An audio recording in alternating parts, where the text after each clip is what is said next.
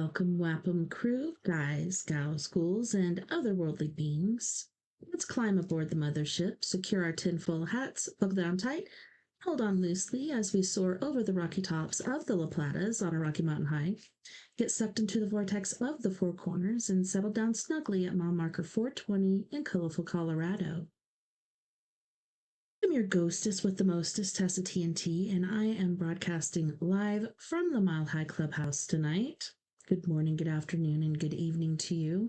And thank you so much for joining me tonight on We Are Paradox Media's Late Night in the Rockies. Let's see. Well, if you guys want to listen in your free time, whether you're working it or working out, feel free to find me on Spreaker.com under We Are Paradox Media, or wherever else you may listen to your broadcasts and podcasts under the same exact name. Yeah, last night's show, oh my gosh. I would say last night and the night before, it seemed like it was actually last night and this morning. A total of freaking, I'm going to say about 9 hours spent on that. I got to know that book pretty good. But luckily it's a good book. It's a good Stephen King novel, so that was the good part of it. I hope if you listened to it that you enjoyed it. Thinking back on it last night or this morning, I'm thinking the third time was the best. That counts as the second time because I didn't count the second time because it was only the intro song in like 5 minutes that I had recorded that I didn't realize I was recording, so I had to start it all over. So third time was the best. Fourth time completed the whole job. So if you haven't heard it or listened to it, go ahead and listen to it. Like I said, it was a good show, a good book. I believe it's called You Like It Darker Stories.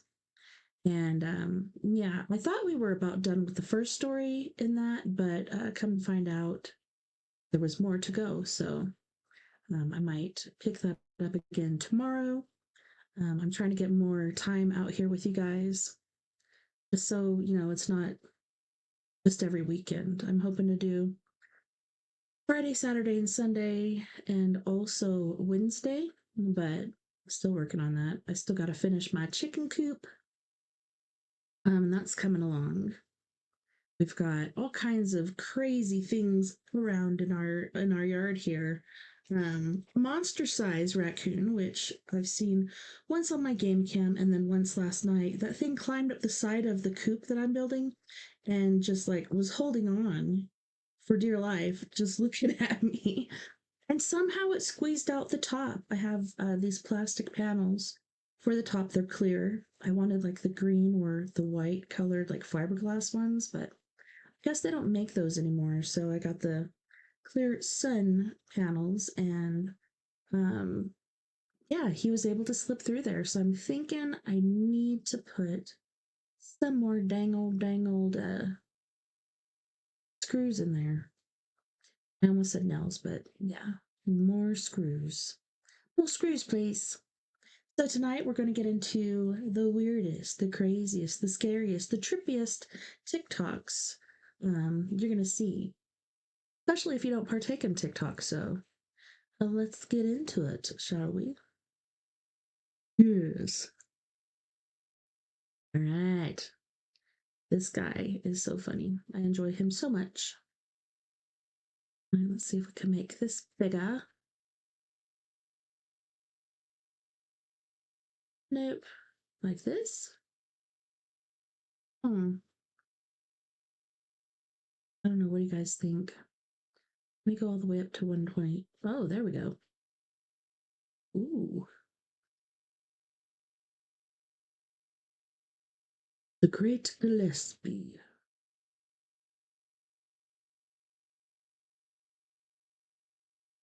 What if I want Are there underwater UFOs? what if I want to Are there underwater UFOs off the east coast of the United States? Well, a lot of people believe that there are. I'm not just talking about me and other UFO enthusiasts.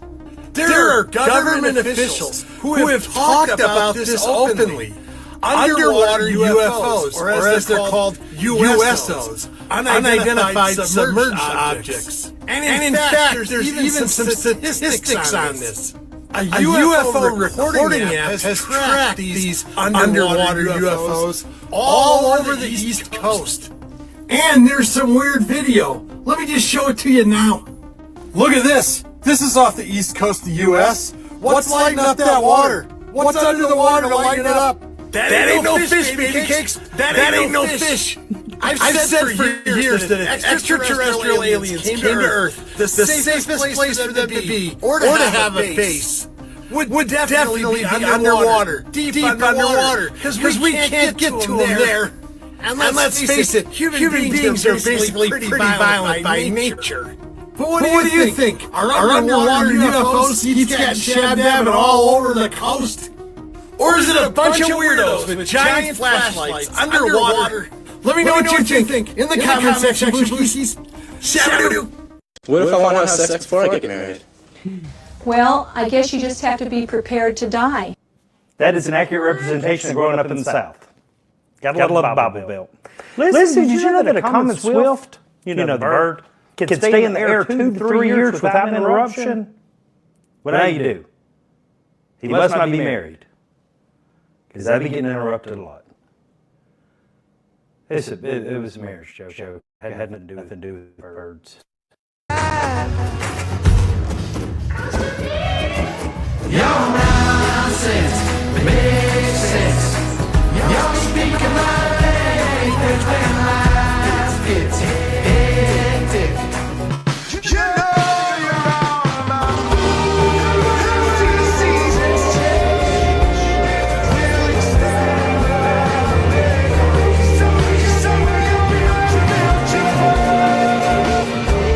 Well, a lot of people want to know, is this thing real? Came from the same direction in the sky, where the wow signal, the radio signal that was detected. Did you also hear, okay, so at first the tail was facing towards the sun, and then it finally was going behind 3i Atlas, and now it's sprouted like several different tails, and now they're saying it's like water-based, like it's mainly made up of water. Pretty epic.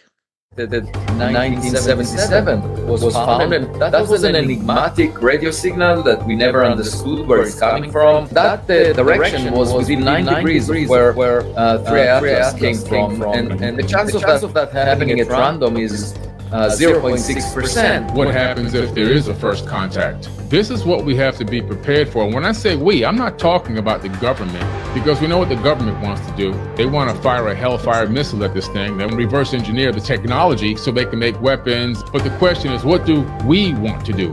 We meaning 8 billion people. We have to take back control of this planet. Hey, somebody fucking in here with me. I'm up here doing this damn job. These folks want me to do all this walking in the dark. I'm not walking down there in no motherfucking dark. Hey. Hey. Not coming the fuck out there, man. Somebody is down there with me. Somebody in here with me. When I got this job, I told them I don't do things like this. And I got my camera on, bitch. You can go if you just come out. I let you go free. But don't try to just pop out on me. You know what I'm saying? Scare the fuck out of me, make me shit all on myself on the job. Come on now. Come on now, I'm just trying to get my goddamn hours and go home now. He'll act like he don't hear me. You know you better though, come on. I'm not finna, I'm telling y'all, I'm finna go. And the clock, I'm going this way. Fuck that. I don't know any girl who wouldn't want one of these. Don't blow out your birthday candles. Mad face, mad face. Y'all, I am tired. I have been... You know Satan does not want you to make an entire series of all of his lies when... Y'all... I've been looking for my phone for 45 minutes. I'm pooped. No, I'm straight pooped. I feel like I ran a marathon. But not today, Satan. Let's go. Let me catch my breath. Woe to those who in those days call good evil and evil good. There's a very good reason the Bible says that. And I'm creating an entire series of very, very, very long list of these good that are evil and the evil that are called good in this world. Y'all, Satan has had an awful long time here on this earth. Did you know he was even here with his third of the angels, his buddies that fell from the heavens, even before man? When the world was still dark and void and without form. Might I remind you again, it was still dark? So many people believe that Lucifer is an angel of light. He is not. You see, when he and the third of the angels who rebelled about our Father, against, not about, what kind of, pooped. When they got cast out of heaven and down here, well, they got stripped of their rankings. Who's going to tell me I had pencil on my face? And everything that made them heavenly angels of the good sort, yo. Appa told them, kick rocks, get out, leave everything you came with, to the left, to the left. And don't let the door hit you where the good Lord split you. But with that, there was something that they were also stripped of. One might argue and one would be right when I tell you the one thing that they were absolutely hands down stripped of when they were kicked out of heaven, the most vital thing an angel could ever want, wish for, or have, is the light. Because the light, my friends, it's everything. It is the breath of our Father. It is the breath of Yah, the Ruach. And our Father breathed life into man through our nostrils. You are the light of the world. Yeshua claimed he, too, was the light of this world. Because Yeshua and ye, too. You and you and you and even you. Oh, of course you, especially you. What are you doing there standing in the back? Get in the front of the line, you light-bearing, beautiful creature of our fathers. Because through his breath is light. And the light is the one thing that our Father would not let Satan and the third of the angels take with them when they packed their bags and skedaddled. Or shall I say, fell, stumbled and fell. Just to rub salt in those wounds. That's right. So if you believe that Satan is in any way, shape, or form the Prince of Light, no. He is the Prince of False Light, stolen light, and the absolute Prince, maybe even the King of jealousy of our light. So don't blow out your birthday candles. Stop it. Mad-faced, knock it off. Woe to those who in those days shall call good evil and evil good. Satan has done everything in his power to trick us, manipulate us, lie to us, and, oh shocked face, deceive us. And he has worked tirelessly to teach this world that what is good is bad, and bad is good. And woe to they, you, whoever, who? Whoever believes Satan's lies. You are the light of this world. And by blowing out your birthday candles, do you know what you're doing? Accidentally, inadvertently, and No.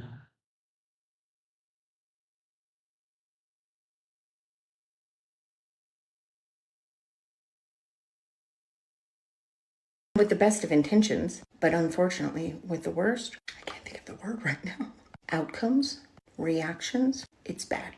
For two reasons. Number one, we are never, ever, ever to wish on anything, especially a candle. No.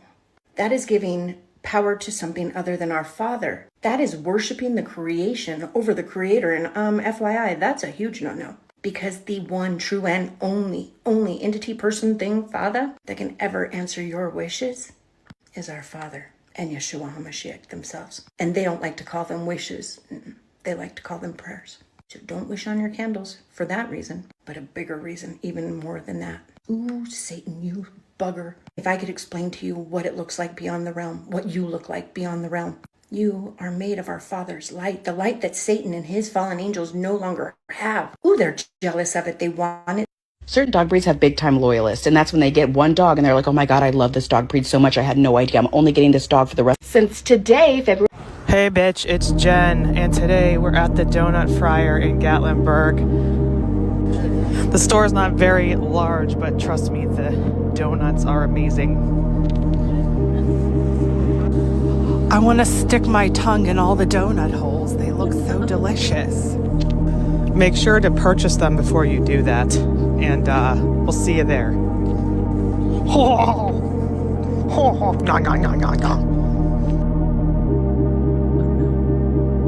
Mr. Beast almost leaked the truth about Antarctica. Watch this. Have you ever been to Antarctica? Yeah. He has. He has a video. Do you believe in the ice wall?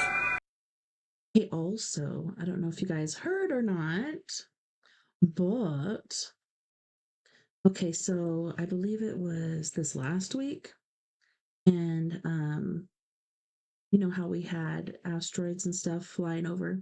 Well, an asteroid flew over Antarctica, and it was only, I think it said 100 miles, or yeah, something like that. Or was it a mile? A mile above ground? Man, yeah, I'm pretty sure that's what it was. It was a mile above ground, but it wasn't reported because, of course, there's really not anybody up there. But yeah, isn't that trippy? That is so trippy. So trippy. Yeah, I saw the ice wall. There's a. Look at his face.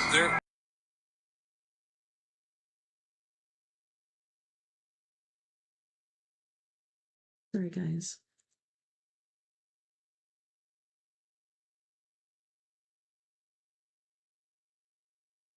Yeah, he saw it too. I can't see him. He knows. He just said he it. couldn't say much about it. Watching videos. That is not in the He rule. almost leaked it. At the end of the video, you can hear someone from behind the camera say he almost leaked it. This man definitely knows something about Antarctica that he's not willing to share. Or he can't, or you know what will happen. Stay weird.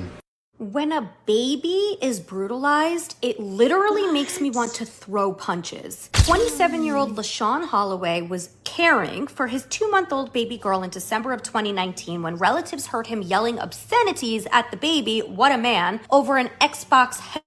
Then, the baby girl reportedly stopped crying and was discovered unresponsive shortly after. She was transported to a hospital, put on life support, and wound up succumbing to her injuries days later. The infant, listen to this, suffered multiple injuries, including 26 rib fractures in various stages of healing, bruising to her chest wall, a fractured clavicle, skull fracture, bruising to her skull, and a severe brain bleed. He beat the hell out of this infant. Prosecutors noted that Holloway had previously been convicted of child abuse, no kidding, and neglect, felony hit and run, eluding police, and a DUI. He's also been convicted of carrying a concealed weapon, petty larceny, a probation violation, and failure to appear. What a guy. How this baby was even in his care. A jury convicted him in August of 20.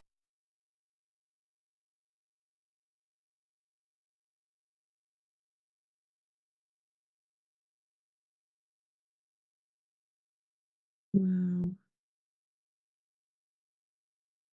2024 of second-degree felony murder and child abuse, and he was sentenced to 50 years in prison with 20 suspended, leaving 30 years to serve. In my opinion, dude deserves to be put beneath the prison. For true crime content just like this, subscribe to the Psychopedia podcast, available wherever you get your podcasts, and ad-free at patreon.com/psychopediapod.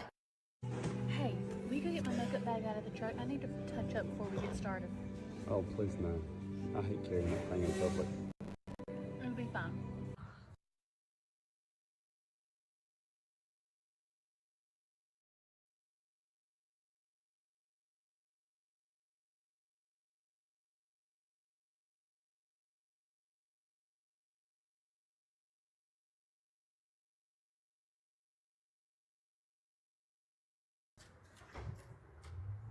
Nice bag, bro.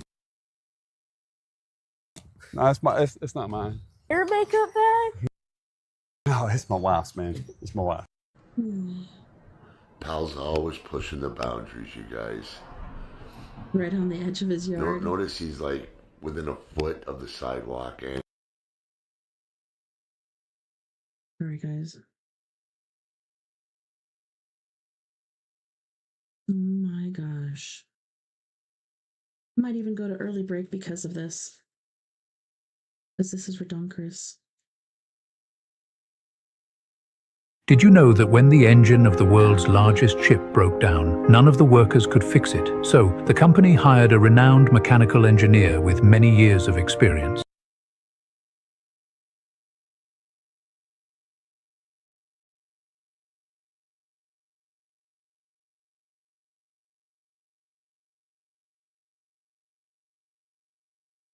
He carefully examined the engine from top to bottom. After checking everything, the engineer opened his toolbox and took out a small hammer. With ease, he gave a few taps in strategic spots. Shortly after, the engine started working again. 7 days later, the engineer sent word that the total cost of repairing that huge ship would be $100,000. "What?" exclaimed the owner. "You practically did nothing. Send us a detailed report." The answer was simple. Hammer tap, $2. Knowing where, how, and with what force to tap.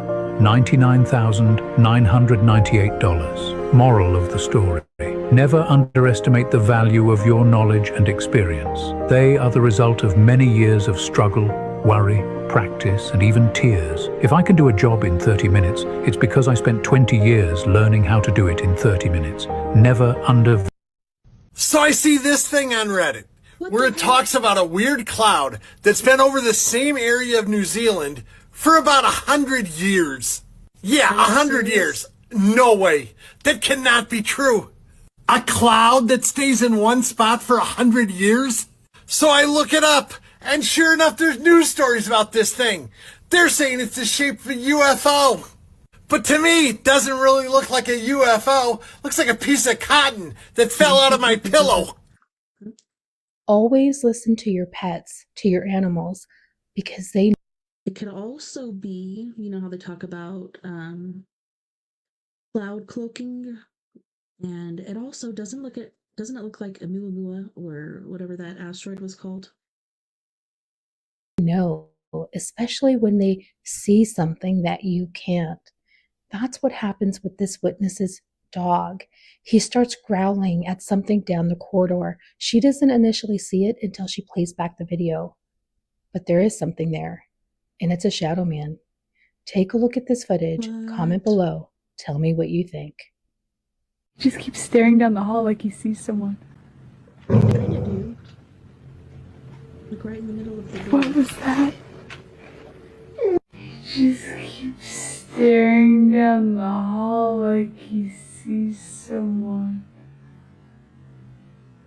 Oh yeah, I see it.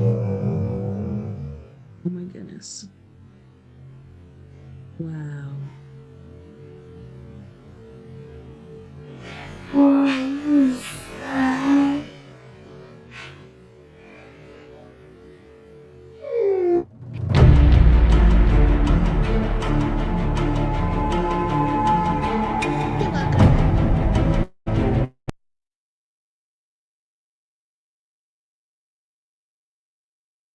Opinion of the Ancients.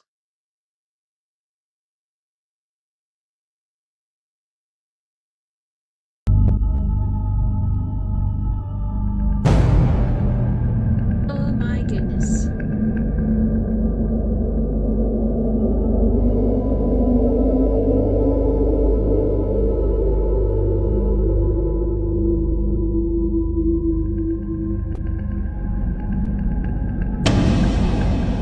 What the heck? Are you freaking serious? Have you ever heard of the recency effect? Here's how I spot lies. This stuck and steer technique usually works when someone wants to guide perception without appearing manipulative. You'll see it in politics, think tanks, media panels, and even objective reports. 1. The setup. They start with something universally acceptable, a shared value or obvious fact. It builds trust. We can all agree X, or no one denies that. It's not about the truth, it's about positioning themselves as calm and rational. 2. The diversion.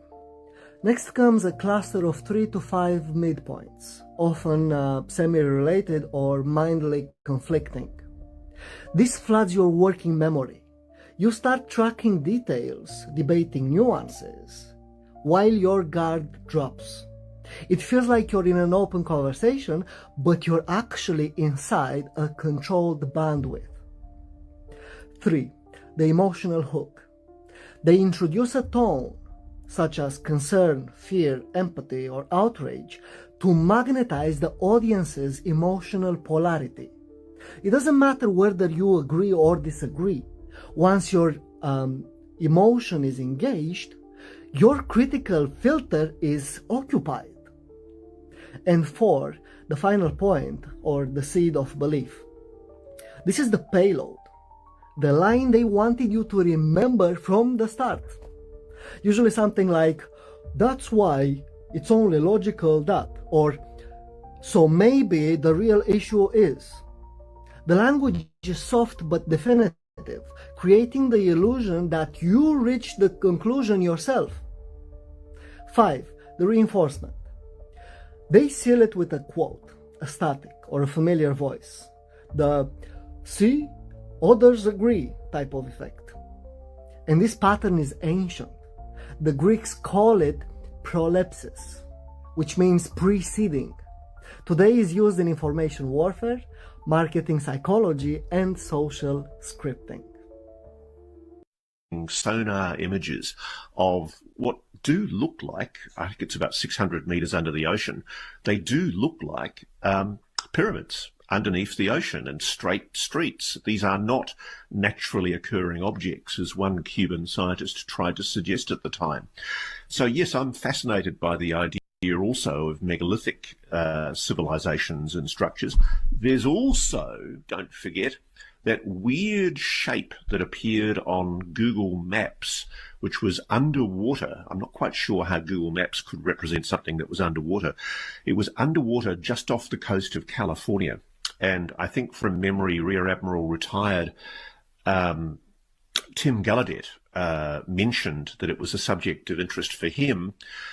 And interestingly enough, soon after it became public, it was quietly blurred on Google Maps. Now, just a bit of a heads up, we are going to be taking a very close interest in underwater submerged objects on a future reality check special for News Nation.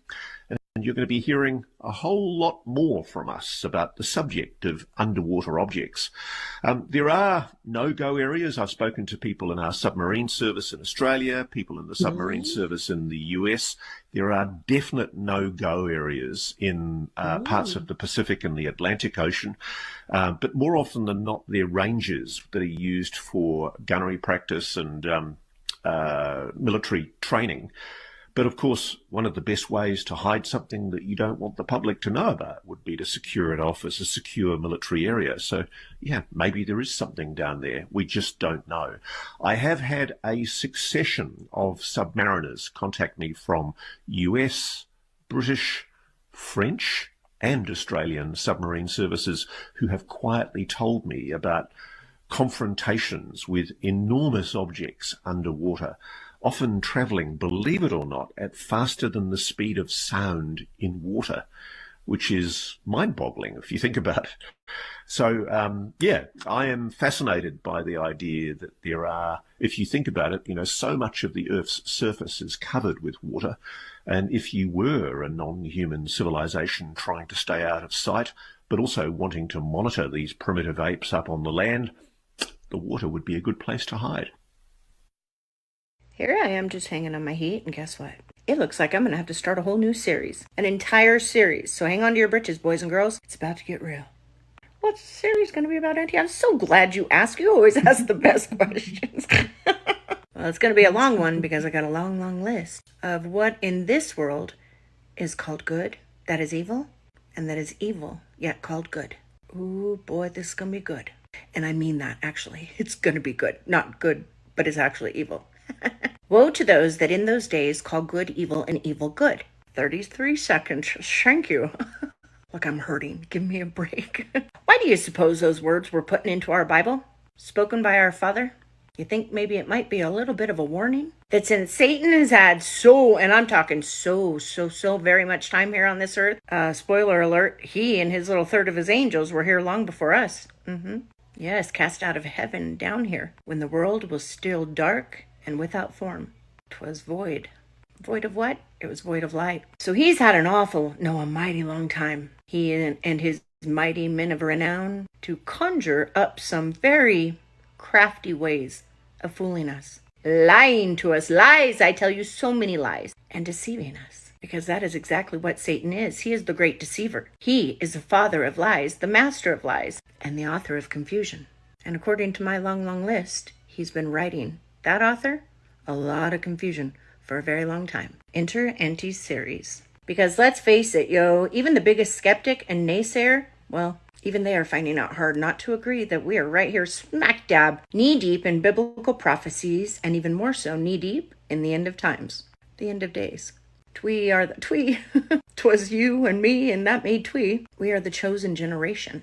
We are the ones chosen to be here in these end of days. And trust and believe we are the ones that Satan has targeted the most. I cannot count how many times on this app I've explained to you guys, be very careful because Satan has done an awful good job of tricking us into believing what is good is bad and bad is good. How did I figure this out? Well, I stumbled upon this truth in my early 20s, accidentally. No, there's no such thing as accidents or coincidences. It was all part of my father's plan. As when I was younger, able to see beyond the veil and still a practicing medium, and still always a practicing Christian. I just thought my gift was from my father. That's why I never once charged for a reading. Never. I never thought it was right or proper to profit off my purpose, yo. But I got frustrated because nobody else could see the spirits I could. And not only do I have these beautiful spiritual gifts that my father had given to me since I was born, but he also gave me this brain, this beautiful, beautiful big brain. And being frustrated and sometimes scared, not wanting to be the only one seeing the spirits that I was seeing, or knowing that somebody might want to see their passed away grandma or grandpa that's sitting there with them. FYI, those were familiar spirits all along. I realized, wait a second, these are spirits, entities. They have mass, matter, and energy. That's why you get the cold chills when something comes by, the goosey bumps, or that sensation like, I just know I'm not alone. I'm a smoker, and at my very young age of, I think, 24, if I'm guessing, it dawned on me, if I blame my smoke on the spirit, science would science, matter would matter, and energy would energy, and the smoke would, in turn, fill the crevices of their form, and voila, we would be able to see them. Even those who couldn't see beyond the veil and only saw with their temporal eye. And it worked. So did mirrors. Isn't that funny? Smoke and mirrors. Because in this world, smoke and mirrors, well, they tell us that means trickery, deception, and lies. When all in fact, it is not. They're actually conduits, mediums, to be able to see through your temporal eye the things that are beyond the veil. A very handy-dandy tool in my little handy-dandy backpack. So that I wouldn't be alone when there were spirits around and I could see them and no one else could. I even had a rule. I would not take a picture of it until I explained the spirit in detail. That way no naysayer could say, oh, you can make it look like anything in the smoke. Nope. I always had to describe the spirit in detail. And then there it was, in the smoke. And over the course of the past years, I've been beyond the veil and explaining this to you guys over years now. When I say through smoke and mirrors, it was like, oh, wait, that's not trickery, deception, or lies. That's actually two ways to unveil. A little seer humor there. A way to unveil the truth to those who can't. Bird sings in the Big Rock Candy Mountains. In the Big Rock Candy Mountains, all the cops have wooden legs, and the bull. Sorry, I didn't want to get copyrighted. It's my jam, man.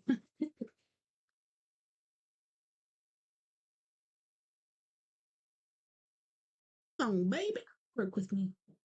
Holy shnikes, something is going off.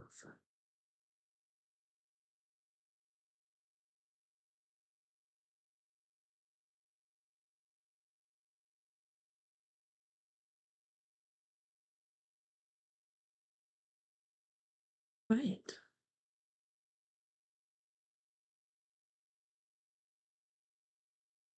Have you seen anything else besides the chair flinging across the room?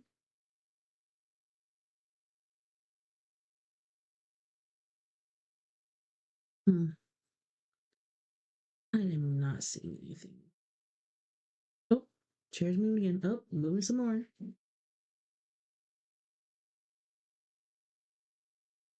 Does it just really like that chair?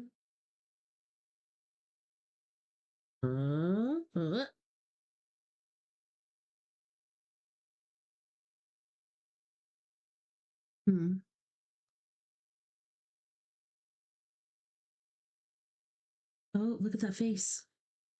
Sorry, guys, I don't know why there's no sound on this all of a sudden. Just because I didn't want to get copywritten for the Big Rock Candy Mountain. Yeah, that's a creepy dude. Creeper. Really? Oh. So quiet.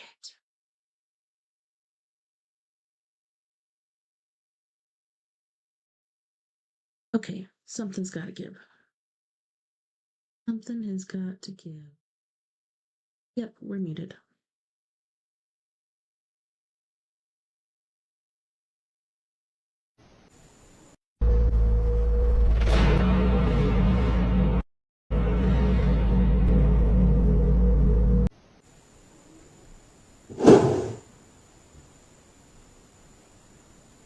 I don't know why it muted all of a sudden. I was the strong inside her Aperol spritz. She's so fine. What's do Americans call the toilet a restroom? Oh, I know this one. This one's actually easy. Because Americans work 3.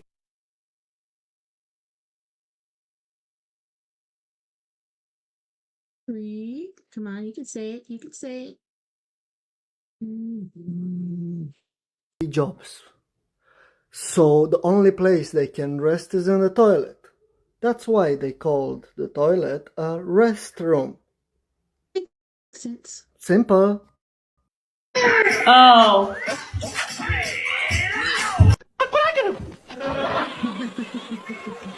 Maduro is giving to every citizen of Venezuela a rifle. Logic. If people of Venezuela have it so bad under Maduro's presidency / regime, the way the Western media calls it, don't you think they would use those weapons to remove Maduro and his regime? Yeah, sure. You keep believing the mainstream media lies, I know. In the last few papers in Kohberger's stack, there were a few tips that were called in and documented but couldn't be corroborated. Several were from people who thought they'd seen Brian Kohberger at different places at various times. This one came from a real estate agent who claims he saw Brian Kohberger and his father at 1122 King Road in July 2022. But the police found inconsistencies with his story and no other evidence to back that up. Another claimed that Kohberger attended Oklahoma State University and had befriended a professor who gave him a K-bar knife and encouraged him and initiated him into brutality. Law enforcement found this witness unreliable as it was discovered that this person had reported 36 tips to the FBI over just a couple years. Another was an exotic dancer who thought she encountered Kohberger sometime in 2018 or 2019. And someone who lived less than a mile from the King Road house saw a man walking through her yard in August or September of 2022 who she thought could have been Kohberger. Then there was a lady leaving a Costco in Washington on November 13th, who reported seeing a man who looked like Brian Kohberger walking in the grassy area between the river and the highway. However, there were also a few tips that were called in from people who claimed to know that Brian Kohberger was innocent. One woman claimed that she could exonerate Kohberger, advised that she had information that would prove his innocence, but she refused to disclose that information to the police and wanted in contact with Ann Taylor's office. She stated that she had never met Kohberger or spoken to him, but she knew he was not the person who committed the murders. Another woman also called in, claiming she had information that would clear Kohberger. She requested a phone call, but then didn't answer or call back. And someone else sent an email claiming to have tangible proof that Kohberger was framed. But when officers tried to call this person, they answered the phone and didn't say anything and then quickly hung up. Out of all of these documents, it's these last two papers in the stack that are the most interesting to me. In all the previous interviews, it was made clear that Kohberger didn't attend many social events. Only 3 were mentioned: a barbecue, a trip to a brewery that the PhD students made, and a Christmas party. But this document shows a 4th social event that he attended: a pool party on July 9th, 2022 at a place located near the University of Idaho campus. It seems BK was invited by a redacted person, but a girl who was also in attendance spoke to BK there. And of course, they talked about hiking, his second special interest. She told him about a hiking group and they exchanged phone numbers. And after the party, he sent her a text that was really worded kind of funny. "Hey, I'm pretty sure we spoke about hiking trips yesterday. I really enjoy this activity, so please let me know. Thanks." Even the way he talks, man, once you realize he has autism, you can't unsee it. And I know, because I have a child, a niece, and a nephew on the spectrum. There is one more report about this pool party in Moscow.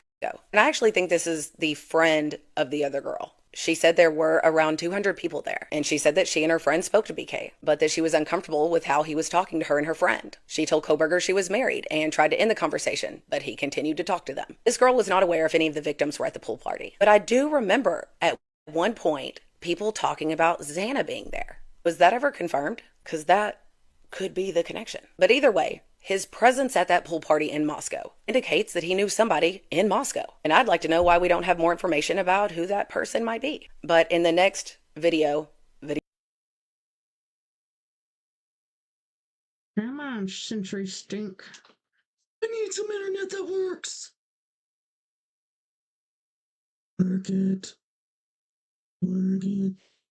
Videos. It's going to take videos. We're going to analyze all the evidence that we have available. There is new information coming out all the time, but I'll try to organize everything we have as of right now. And then we, the court of public opinion, can cast our own jury votes. Hey.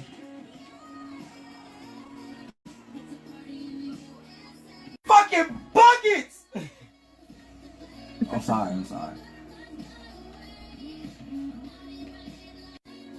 It's impeccable defense!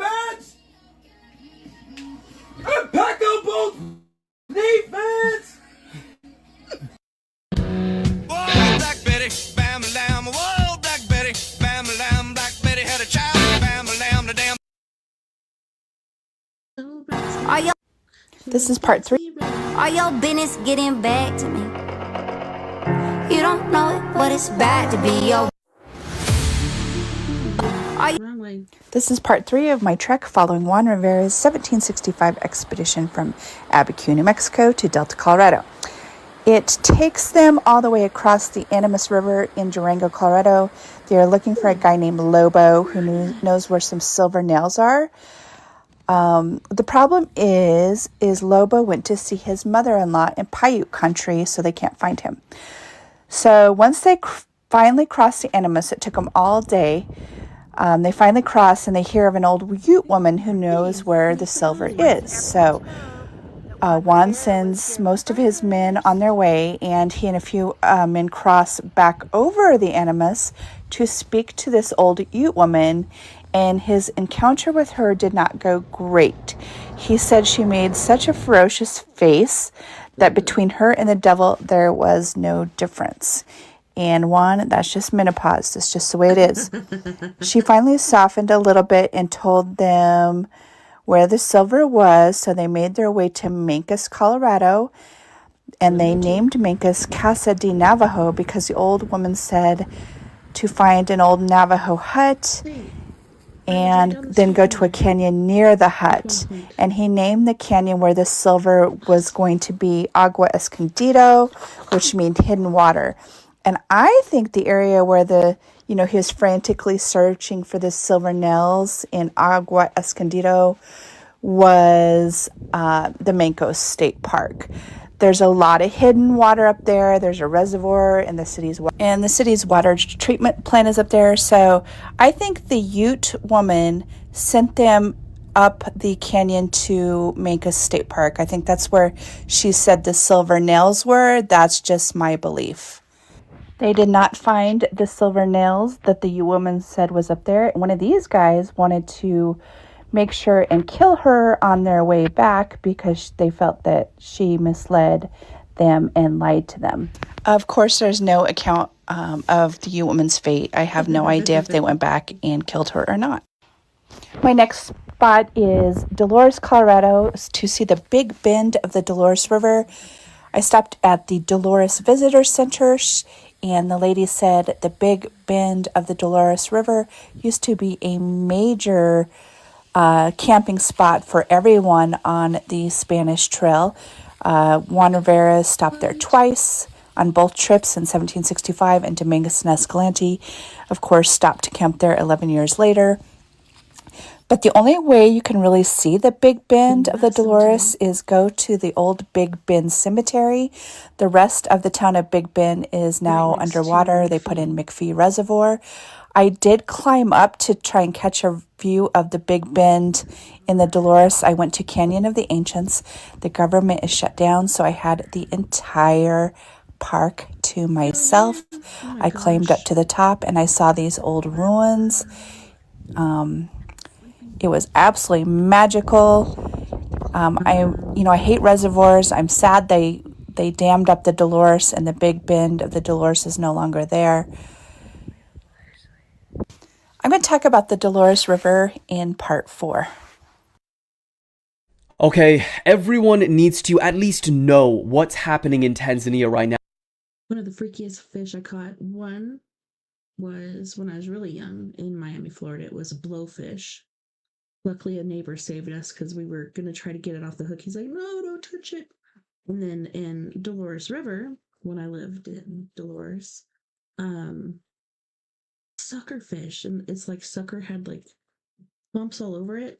It was just really weird looking. Because it is truly staggering. Hundreds of people are now feared dead. We're talking up to 700, some sources say, after major unrest broke out on Friday, protesting the country's election results. And you're wondering, why is this such a big thing? Well, listen to this. The country's president, Samia Hassan, she said that she received almost 98% of the results. Yeah, you get it. So her main opposition, one's in jail, another one was barred from running for technical reasons. Amnesty International, they're saying that there was a pattern of suspicious disappearances and deaths leading up to the election. And because of this, there's been such a large protest that's been happening over the past 3 days. It's triggered an internet shutdown. No one essentially can go on the internet at the minute. And the country's opposition party, this is where it gets really horrific. They are claiming that 700 people have been killed since Friday. That's 3 days. If true, that's staggering. Now, others cite different numbers, but still just as staggering. A diplomatic source in Tanzania told the BBC that there was credible evidence that at least 500 people have been killed. Amnesty International, they say it's around 100. Reports also say that hospitals in the country are refusing to give out information when asked about casualties. And also because of the internet blackout, information from local journalists is also limited. So, truly staggering stuff, but I'll try and keep you guys updated as we find out more. Hello to all new and existing members of the We Do Not Care Club. I started this club for all women in perimenopause, menopause, and postmenopause. We are putting the world on notice that we simply just do not care much anymore. Let's go ahead and get started with today's announcements.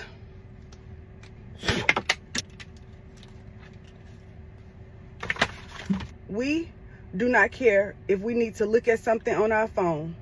We will stop in the middle of the aisle to look, go around us. We are focusing. We do not care if we started the dryer 3 times for the same load of laundry. We are not ready to fold those clothes yet. We do not care if we said we were cooking dinner today. That was this morning's energy. This afternoon's energy is different. We do not care if you eat cereal for dinner. If it's good enough for breakfast, then it's good enough for dinner. I love cereal for dinner and breakfast for dinner. It's my favorite. We do not care if we did not go anywhere yesterday. We're not going anywhere today either. We do not care if we locked the car door on the fob 5 times. We can't remember if we did it the first 4 times. We're doing it again. Gotta make sure, we do not care about the leaves on the patio. The leaves are outside. We are inside. We do not care if we told you on Monday that we were going to deep clean this entire weekend. It's Sunday, and all we've done is look at the vacuum. We were a different person on Monday. This concludes our announcements. All new and existing members, go ahead and put what we do not care about today in the comments so I can add those to the list. Thank you. Hoy la vela brilla suave, en la mesa está el altar, pan de muerto y calaveras, tu propia. Okay, so this is by Bad Rot Diaries and drinking coffee on the morning of the dead. And I don't know if this is like some sort of parade or show or what, but these costumes are amazing. If you haven't seen it, head on over to We Are Paradox Media. Let's see, what minute are we on? We are on minute 50, basically. 49 is where it started because the time is still ticking over there. But yeah, check it out. These are badass. La fotografía al mirar, el aroma me acompaña. Copal sube hasta el cielo y aunque su voz ya no suena, se siente cerca tu consuelo.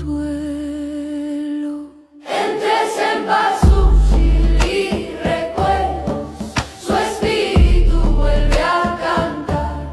El camino de luz está abierto, tu alma puede volar. No hay muerte que borre este lazo, ni distancia que pueda apartar, porque el día de muerte regresan los que nunca dejaron de amar. Los colores del papel se balancean al viento, se escucha un mariachi fiel, mezclando risas con llanto lento. La calaca baila diciendo ven, como fuego en la cálida hoguera, poniendo en cada ofrenda todo el peso de.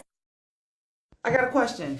What do you do when your man call you and tell you that you got an hour and a half to get ready and y'all finna be gone for the rest of the day? But your hair is like this. 3i Atlas sent a message to Earth yesterday, and it's changing everything and putting the world's top scientists into a tizzy as to what it means. And these are videographer images behind me of it passing through our solar system. But the top scientists in Antarctica, that base there, was like, we should listen up at it because like our ozone's thinner here, there's not light pollution, and they did pick up on a frequency, and it was like a binary formulaic Morse-esque code, and they captured it very clearly. They put it in advanced AI algorithm, ChatGTP, and it translated what the most likely interpretation of it is. And it says, we sky cousins, we come peace, friends, we pass by to observe Earth. And then it says, we put man on Earth millions of years ago, we return to elevate man. And then they ended the message with, hang tight, friends, hang tight. This is huge. There was another part of the message after they said hang tight that we haven't been able to interpret. We're working on it right now. We're tweaking the AI algorithm to see if we could figure it out. But follow along, and as soon as we're able to crack that code of what the last part of the message is, I'll share it out. But let me know what you think that earlier message is. Everyone's trying to figure it out.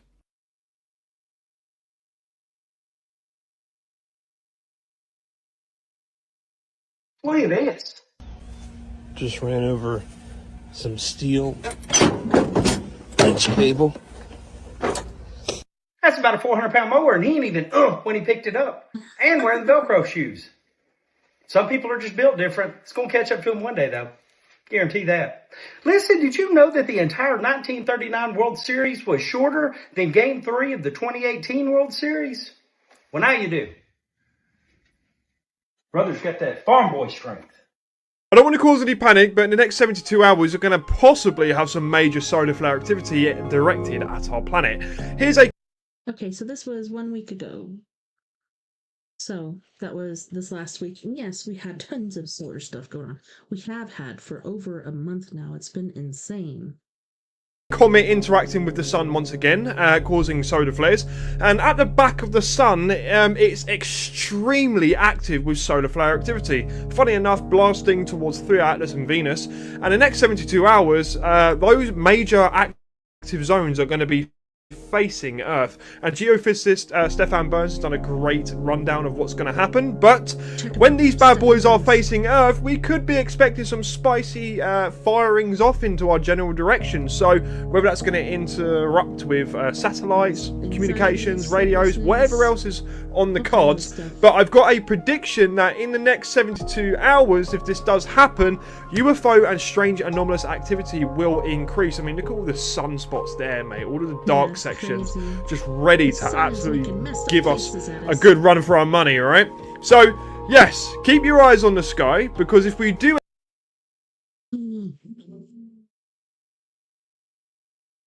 If we do what? The what, the who, what, who, the what? Be back in just a second. End up having an ejection, then we might be in for some incredible activity to happen. Okay. Alright. So on that note, boys and girls, we are going to go to our first music break. My apologies again for the first 8 minutes. Oh, you'd think I'd have it by now, but I did not mute the speaker, so therefore, I guess there was an echo, so hopefully you stuck around and you're still listening. It was only the first 8 or so minutes, so. Alright, so on this break we have Miss Mia Savage with her group Antidote for Savages. And she is going to be singing Here's Skeleton, Lemurian Crypto, or New Reality, and Let Me Be Your Home. You guys don't go anywhere. We'll be right back after this music break.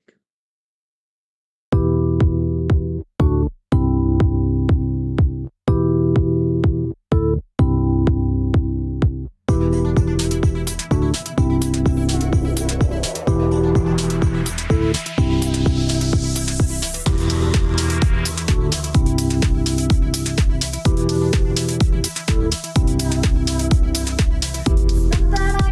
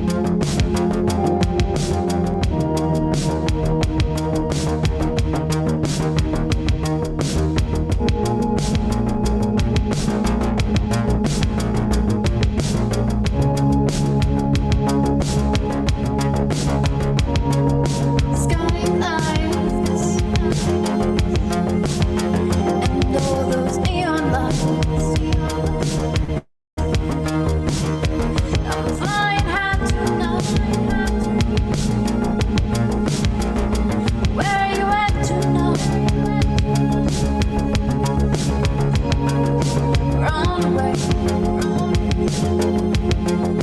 fall into my mystery. Don't cry, baby,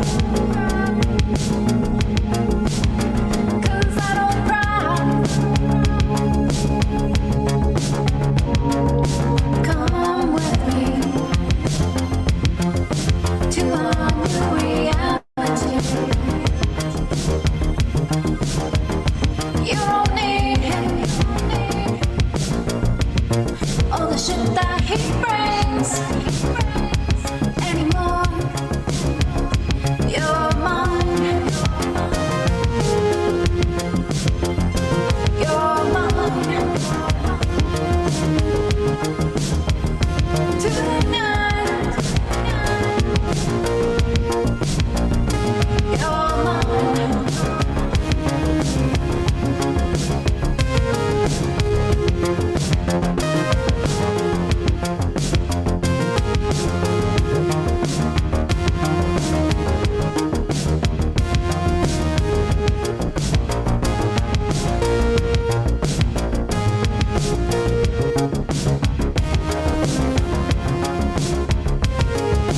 Lost souls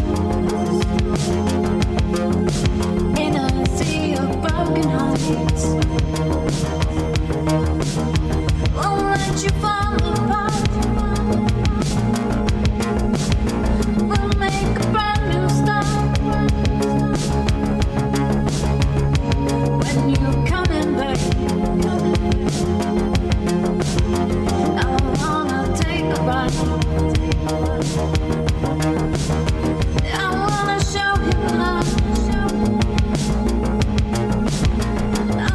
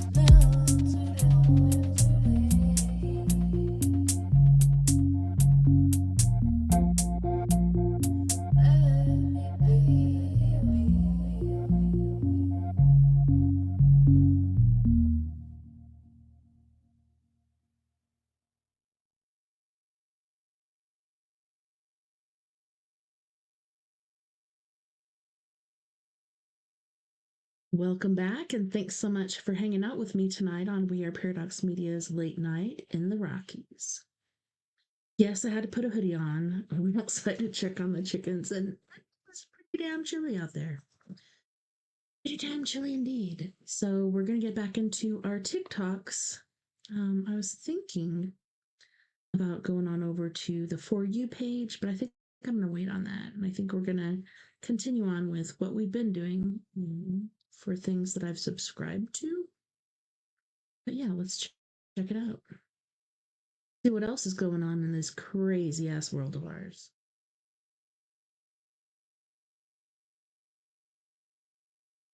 Just had to make sure that I'm still recording over there on Spreaker. All right, here we go.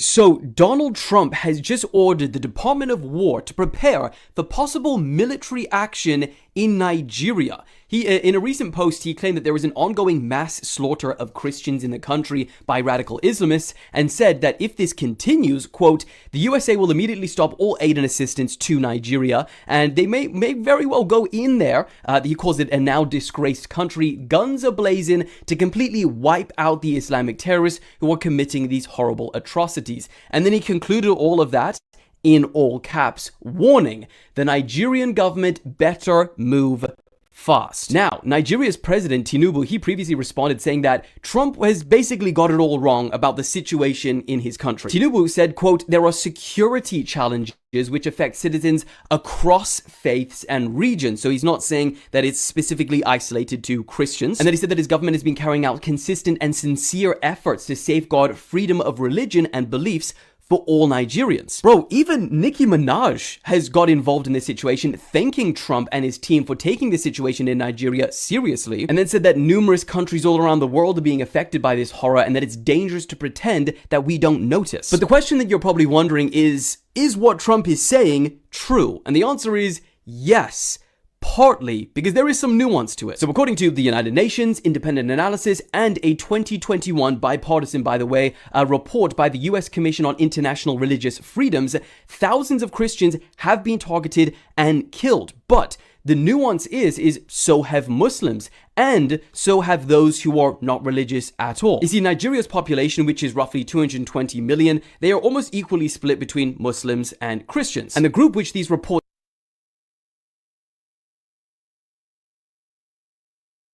Come on. Please don't be a piece of...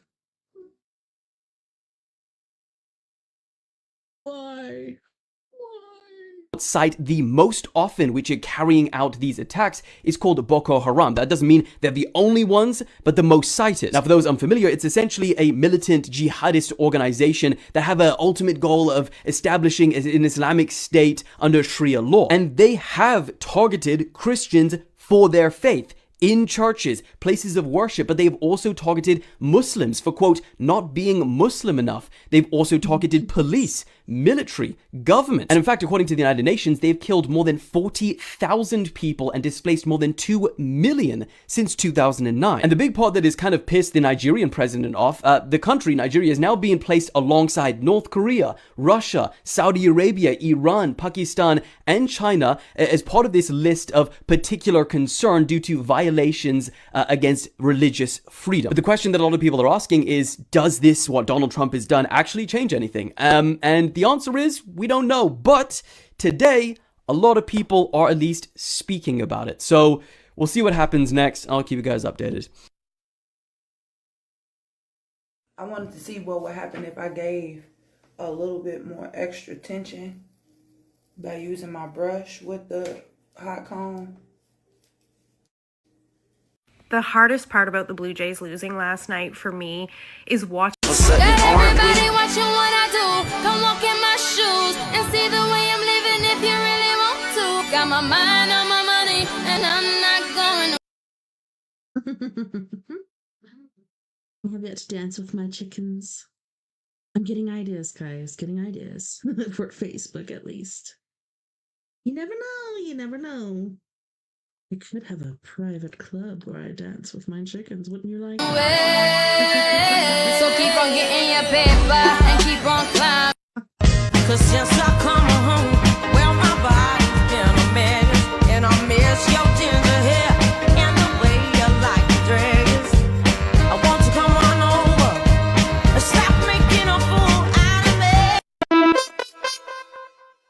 Does anyone else out there just absolutely love sections of road like this? Yeah, especially at night. It's creepy AF. Creepy AF. Come on, Century Stink. Nightly Disclosure is coming out. They just now posted a new video. I want to see it. Come on, guys, let's go.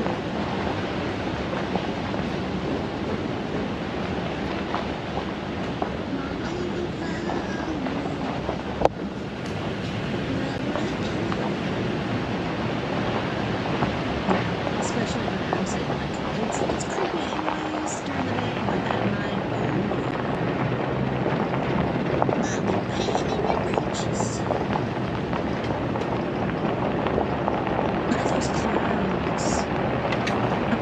Dude, I don't know what it is about a canopy of leaves and branches over a road, but I just absolutely love those. Has anyone out there been through the tunnel of trees in Kauai, Hawaii? That was a pretty neat one.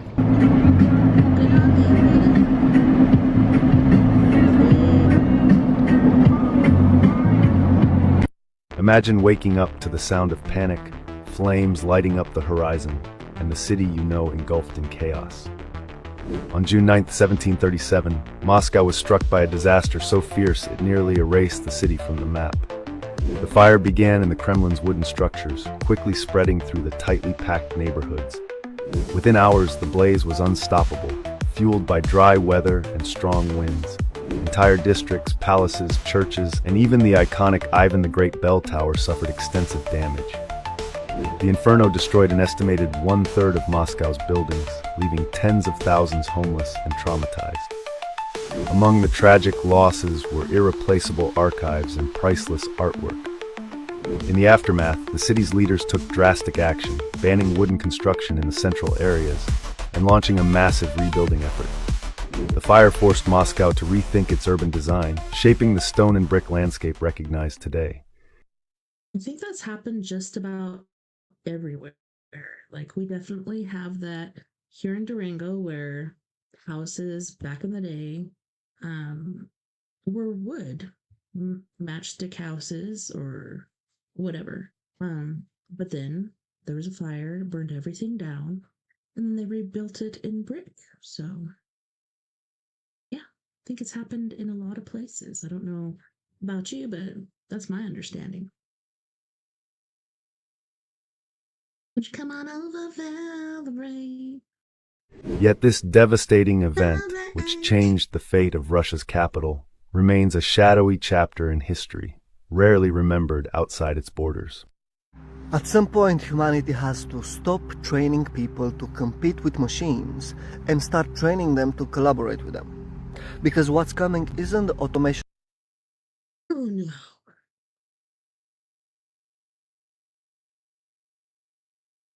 Sorry, guys. No. Century Stink is very frustrating. I need some new internet.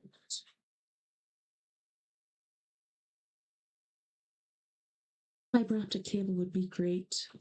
And there's Of one jobs. for sure. It's the automation of thinking. That's the pivot from knowledge consumption to creative orchestration, from memorizing facts to designing new frameworks of meaning. Once AI systems can handle logic, oh my gosh, Becky. Fucking hell, guys. Russia has agreed a deal with Belarus to deploy its Orange-Sync ballistic missiles to the allied country in a move that significantly escalates World War III worries and general military threats towards Europe. Russia has struck a deal with Belarus to station its Orange-Sync ballistic missiles in the allied nation. Fucking hell. The hypersonic ballistic missile made its debut in Ukraine last November. Fuck's sake. During that strike, the weapon targeted the Pivodomyot defense industrial complex in Dnipro, Ukraine, with devastating precision. Fuck's sake. These lethal missiles can reach a speed of up to Mach 10 and carry both conventional and nuclear payloads. The system's most alarming capability lies in its multiple independency targetable re-entry vehicles, allowing it to hit several targets at once. Classified intelligence documents secured by LIGA net reveal that missiles will be positioned in Belarus' Mogilev region. This strategic placement provides deep penetration capabilities into Europe and the Ukraine, creating grave security concerns within Europe and NATO. There are agreements between the Russian Federation and Belarus regarding the deployment of mobile ground-based missile systems, with the Orenshank region medium-range ballistic missiles on Belarus soil. Fucking hell, guys. He looks like he's literally getting all his chest plate pieces into place for a potential attack on Europe, NATO, or a even more substantial attack, potentially, maybe even.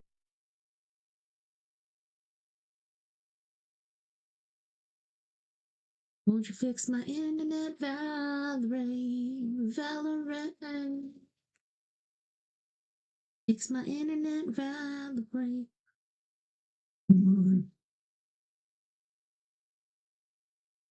Let's go. Okay guys, so police have just revealed the nationality and race of the two men arrested after the mass stabbing on board that train, and there's actually a very deliberate reason why they've done this. So the first is a 32-year-old black British national, and the second is a 35-year-old British national of Caribbean descent. They said they were both born in the UK and both were arrested on suspicion of attempted murder. They also stated that initially counter-terrorism police were involved in this investigation, but they now say that at this stage there is nothing to suggest that this was a terrorism incident. Both of these men are being held in separate stations for questioning, and the reason that the British police have been so quick to come out and deliberately identify their race and nationality is essentially a part of a new effort to stop the spread of harmful speculation and misinformation online after these major incidents are reported on. So I'll keep you guys updated as we know more. So here's the UK ex-Prime Minister Rishi Sunak showing you some occult symbolism. This is the Freemasonic Royal Arch.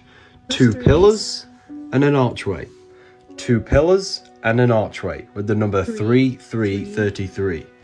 So when you see someone in the middle standing between 2 pillars, it's basically a symbol of an initiate, because these 2 pillars represent the masculine and feminine forces of consciousness. So when you see a person in between them, it's basically they are the middle pillar. They are the person balancing the masculine and feminine forces of consciousness. Or you see a ladder. This is the path to higher consciousness. So they're showing you they're occultists. Dark predictions for December 2025, part 1. The first one I see, unfortunately, is Mr. Tangerine. Hope you know who that is. Starting a new conflict in Africa. Again, just predictions, hope it doesn't happen. I also see an extremely white Christmas for... Well, I'm surprised because, like, remember when that African dude and his family, very, very rich, very powerful people, shot down or wrecked in their aircraft going to, I can't even remember where they were going, but yeah.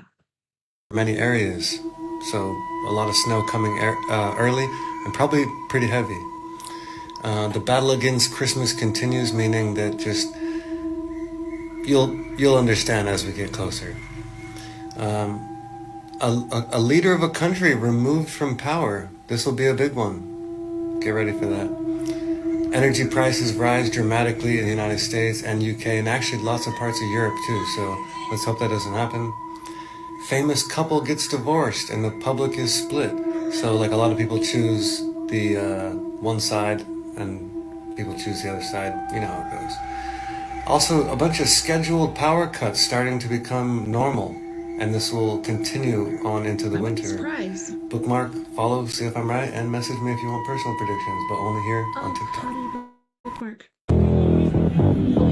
Shit, Dark predictions for December 2025.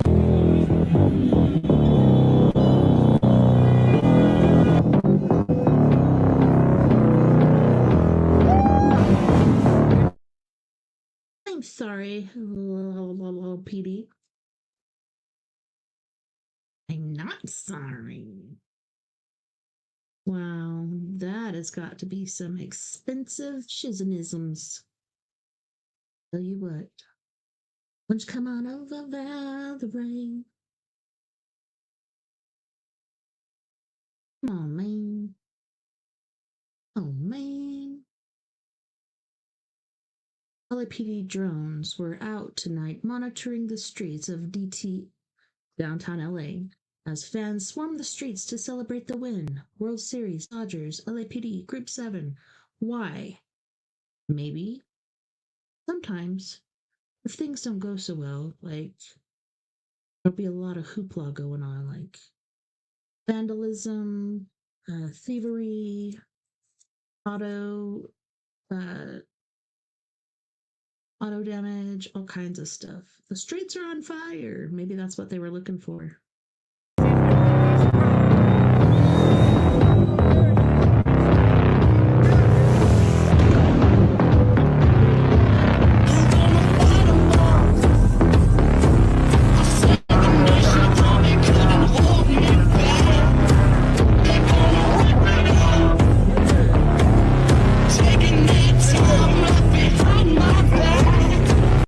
I see this and I'm like, man, I'm so glad I live where I live because, you know, like they always say, it won't happen to me. Well, we've already had ICE here taking families, people that are legally doing the work to be citizens. The children, of course, are citizens. The father, not, but working on it. They're in the system working on it, but oh my gosh. And so many people in the community, I'm so proud of them, came out to try to stop them. And then the police force shows up. They should not be involved, period. And ICE should not be doing shit right now because the federal government is shut down. That's why there's so many hungry mothers, single mothers, and kids, and elderly people, etc. right now. Trump doesn't give a F. He doesn't. All he cares about is lining his pockets, blah, blah, blah. Oh, he's so proud of himself, though. And then there's more stuff about to happen. What did they just say a minute ago? Yeah. Prepare yourself, because shit's going to get really bad before it gets any better. But we need to keep our eyes open. We need to quit with the political shit. We need to work together to get through this, seriously.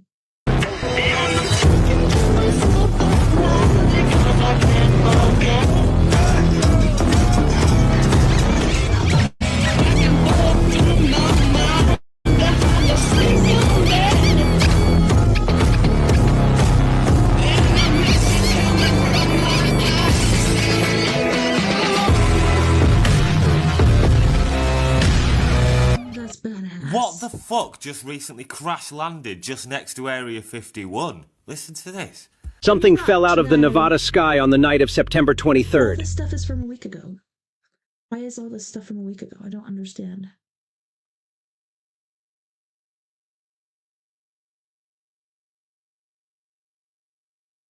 And hasn't Area 54 taken over Area 51? Because people are onto Area 51, so they moved it? I don't know, guys. What do you think? Have you been keeping up with this stuff? And I've been seeing weird stuff in the skies. My son Locals near the edge of restricted airspace reported a flash over the mountains, followed by a low shockwave that rolled through the desert. The object came down just beyond the perimeter of Area 51, in one of the most controlled and secret landscapes on Earth. Within hours, the valley changed. Convoys moved through the darkness with their lights blacked out. Floodlights appeared in the distance. Helicopters circled low, kicking up waves of dust. A sudden no-fly order appeared over the region, and by sunrise, the roads were closed. When daylight returned, the desert looked untouched, except for a new dirt track leading to a patch of scorched earth that hadn't been there the day before. Officials called it a simple drone incident from a nearby base, but the recovery went on for 3 days. Temporary structures were brought in. Security lines expanded miles out from the impact site.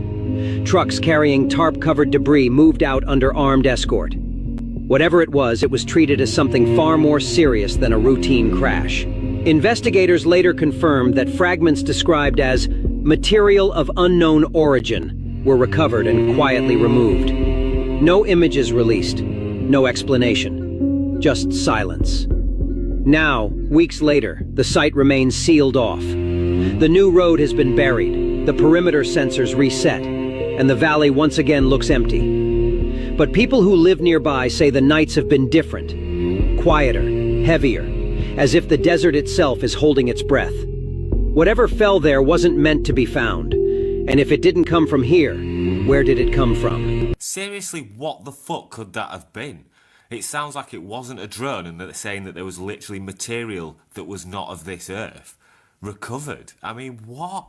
What the hell was it? Was it a 3i Atlas probe going to say... Did you guys hear about 3i Atlas going from 1 into 2? I heard that the other day and I'm like, what? Like, I haven't heard that anywhere. And then before that, when it was coming our direction, there was all kinds of little things like following it. They were all going together. As it gets closer, where are all the little things? I don't know. Stuff is Hello weird to right now. Area 51. What the fuck? Fucking hell, guys, what the hell is going on? This train between Doncaster and London yesterday evening. This is outrageous. A stabbing attack happened. 10 people are in hospital. Hey, is all this stuff from a week ago? I don't understand. We need more current shit. Ish. Need more current ish. But, I mean, there's still some stuff that I haven't heard. Most of it I have, but... What I know about right now. 9 believed to have life-threatening injuries after a stabbing which happened, as I said, between Doncaster and London Saturday evening. 2 people have been arrested after the train made an unscheduled stop at Huntington Station due to the fast thinking of signallers, and the LNR and train crew generally managed to reroute the train through Huntington, which normally it doesn't stop. And it was able to stop there with the quick thinking of the signalman, and then police were able to get on board and stop and at least arrest the 2 people involved with this stabbing. People on the train actually thought it was a prank and a joke at the time. This is absolutely horrific. British Transport Police say counter-terrorism officers are supporting the investigation as they work to establish the full circumstances. Eyewitnesses have said that they saw a man with bloodied arm fleeing down a carriage yelling, "They've got a knife." Another witness says police tasered a man on the platform once it had stopped at Huntington Station. Prime Minister is saying it's deeply concerning and urges people to follow the advice of the local authorities. Also, other information is coming out about a pensioner apparently protecting a young girl that the guy was trying to stab. One of the guys was trying to stab. He unfortunately was injured in this incident as well. What the fuck is going on here, guys? This is absolutely unreal. Like, did you guys hear about the one incident where there's a bunch of people? It's either a train or a bus. I don't know. Like, to me, the seats look the same where they were. It could have been a train or a rail car or something. I don't know. But this poor girl, like, was stabbed to death. And everybody just sat there, and she just sat there calmly in her seat and freaking died while everybody else just didn't help. They did their own thing, like, oh, I don't want to get involved. What if it was you? What if it was your family? Like, come on. You can't be submissive. You can't be like that. You can't. Ugh. No. We got to work together, guys. We got to take care of each other. This is craziness. So good on that guy. Yes, he got hurt. He's still alive, but thank you, sir, for helping, because otherwise we're screwed. You can't turn a blind eye. You can't turn your back. You can't be doing this right now. We are in a phase of our lives that every decision we make is a big deal. Everything will coagulate into something big. It's going to be either really, really bad or really bad for somebody else. Hopefully not us. What kind of world are we living in where people are just, where a random stabbing attack on a train happens? This is just getting completely like some kind of fucking nightmare movie. that seems to be now England. London, England.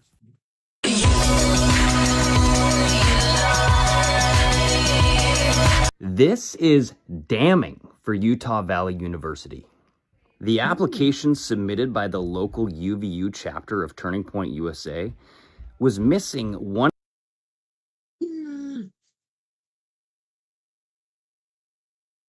The applicants answered standard questions about time, place, and a description of the event. However, we noticed one person. Important question: whether or not the organizers needed police protection or not. According to Fox 13, who has been looking into this, this is a standard question that should have been on that application. Check this out. Utah Valley University has provided the document that created the rally at which conservative activist Charlie Kirk was shot to death, but it is not providing the security plan for that day. I'm Fox 13 investigative reporter Nate Carlisle. We've been asking. Do you know what I heard about that? Do you know why he was killed? Because he was against Israel. Guess what? Kill me, because I am too. It's not okay to kill all of these innocent people because they have hostages, because one group took hostages, and yes, they might be hiding. And I've been saying this for years. 2 years at least.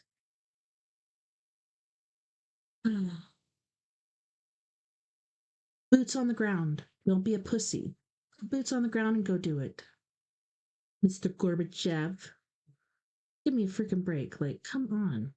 We're just going to bomb the whole place. We're just going to destroy it. UVU for records related to the September 10th Kirk rally. After about 6 weeks, this is the first record provided. It's the application submitted mid-July by the UVU chapter of Kirk's Turning Point USA. The applicants answer standard questions about time, place, and a description of the event. However, we noticed there is one question not asked on the form, whether organizers need any police protection. That's a standard inquiry at, for example, University of Utah events. Even more suspicious is that UVU officials are denying an official request for the copy of the Kirk Rally security plan. Take a listen. Speaking of police, UVU has denied Fox 13 News' request for a copy of the Kirk Rally security plan. The university is citing the provision in state records laws keeping confidential, quote, security measures, end quote. The campus also has expressed concern that the records could interfere in any investigation and someone's right to a fair trial.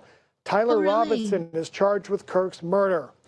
Fox 13 plans an appeal of the denial, and we are still pursuing a variety of records related to the Kirk shooting. According to the UVU website, major events, which are classified as events with over 400 people, which reportedly the Charlie Kirk event had about 3,000 people there, and any event that is impacting the safety, security, or other camp.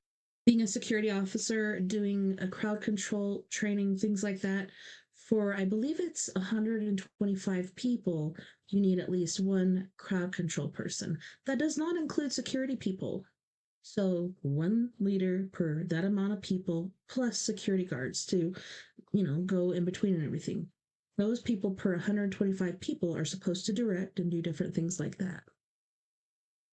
Services would classify as a major event. These types of events would require an additional assessment review by the Major Events Assessment Committee. So if the major event protocols were initiated, why wasn't the initial application with the missing question about do you need security, why wasn't that reviewed? Good one, boy. Or was it reviewed? Okay, guys, some very serious breaking news. There has been a mass stabbing on. I'm just wondering, is this a conspiracy? Like, what is going on? Why is everything from a week ago? Why? Trying to remember who owns TikTok now, but I can't. For the life of me, with my menopausal brain, think of who owns it now. Oh my gosh. At first I thought it was going to be Mark Zuckerberg, but then I believe it was somebody else, and I can't remember. But yeah, this is wrong. Everything from a week ago. Why? I mean, I could see some things from a week ago, but why everything from a week ago? Board a moving train in the UK. Here's what we know so far. So 10 people. How are we taking the rights of women away if we don't know what a woman is? So in America, protesting against giving foreign countries millions of dollars of lethal weapons is hate speech? Got it. It's funny how many liberal actresses in Hollywood have children who are transgender. What are the odds? Sometimes God puts you in the same situation again to see if you're still a dumbass. You guys, banning TikTok is good for America. That's why Joe Biden and the Republican and Democrat establishments, along with the deep state intel community and certain lobbying groups, want it. It's good. Duh. So let me get this straight. A state, California, that never allowed slaves is taking money from people who never owned slaves to give to people who never were slaves? Make it make sense. Oh, that's beautiful. Yes. I've had that here too. Oh, I've got pictures of the moon just like that and what I did. That was a night when invisible aliens here on Earth. There could be species of beings that exist in a dimension that is imperceptible to us, or that can blend in seamlessly with their environment, making them invisible to our senses. These could be highly advanced or even parallel versions of ourselves from alternative timelines. 2. Greys or Nordic. There's a possibility of advanced extraterrestrial beings, such as gray aliens or those known as the Nordics, who have already settled here on Earth, perhaps even before humanity's emergence. These advanced beings may have achieved a level of technological or spiritual development beyond our comprehension, leading them to lead a more passive existence, observing and studying us without direct intervention. The fact that they've remained unseen or uninvolved could suggest a civilization that values passive observation and non-interference, either out of curiosity, respect for the natural order, or for some other unknown reason. If you say Palestinians deserve a homeland just for themselves, you're woke. But if you say white people deserve a homeland just for themselves, you're racist? The Florida News was reporting that a man disguised himself as a woman in order to steal a boat. Wait till I tell them about the man that disguised himself as a woman in order to steal a national championship in the women's freestyle. Remember when there was that active shooter in Uvalde and the Texas police stood around and did nothing while kids were being murdered? I wish somebody had told them that the shooter said mean things about Israel. Yeah. So if you vote to send our money abroad and you wave a foreign flag, you're an American patriot. But if you vote to keep our money at home and fund domestic priorities, you're a foreign agent. Clown world. Well, they did it in the same bill that sent more weapons overseas to kill people. Congress snuck in a TikTok ban. I guess the Uniparty always gets what they want. Yep. And look at this shit. Turn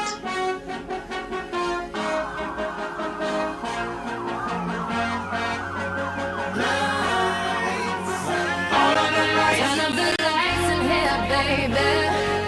Extra bright, I want y'all to see this. Turn up the lights in here, baby. You know what I need. Want you to see everything. Want you to see all of the lights. Okay, so I just fell in love with my bed even more. Like, for real, for real. We finna go to bed. Sound activated lights? What? Girl, what? Crazy. Bienvenidos a la música del hardcore. Hardcore. Hardcore.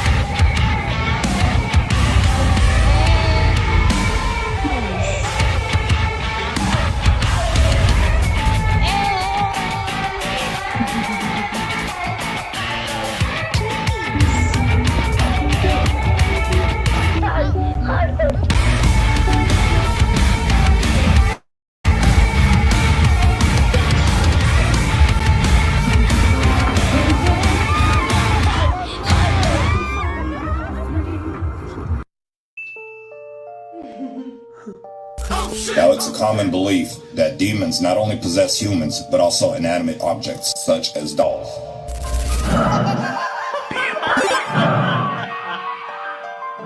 My name is Armin. Welcome back to The Imperfect. If you're new to the channel, please consider dropping a follow. It'll mean the world to me. I'm really trying to hit 1 million. I'll follow you back if you're on TikTok or any other platform, but let's jump back into this. So it's a common belief that spirits, entities, demonic entities, demons, poltergeists, whatever you want to call them, do possess not only humans, but also inanimate objects, usually those objects that are closer to a human, because they use those objects to get closer to the human so they can probably take over them. That's just the belief. You think a demon ever possessed a case of beer?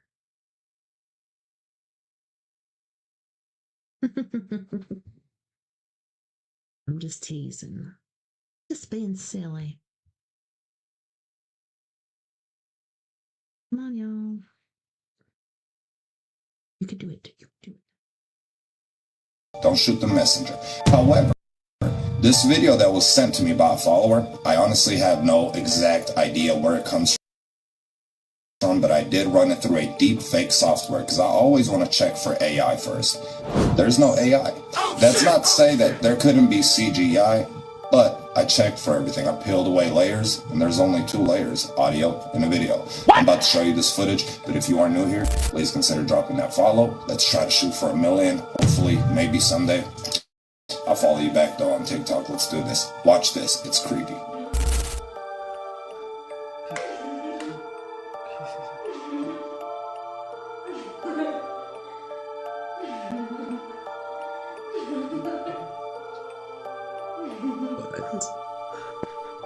Oh shit! Oh shit!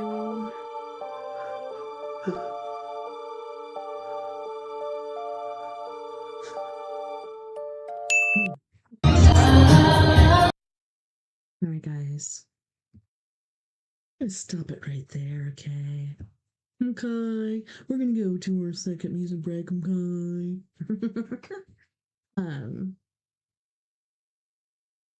So on this music break, once more, we have Miss Mia Savage with her band Antidote for Savages. And she shall be singing.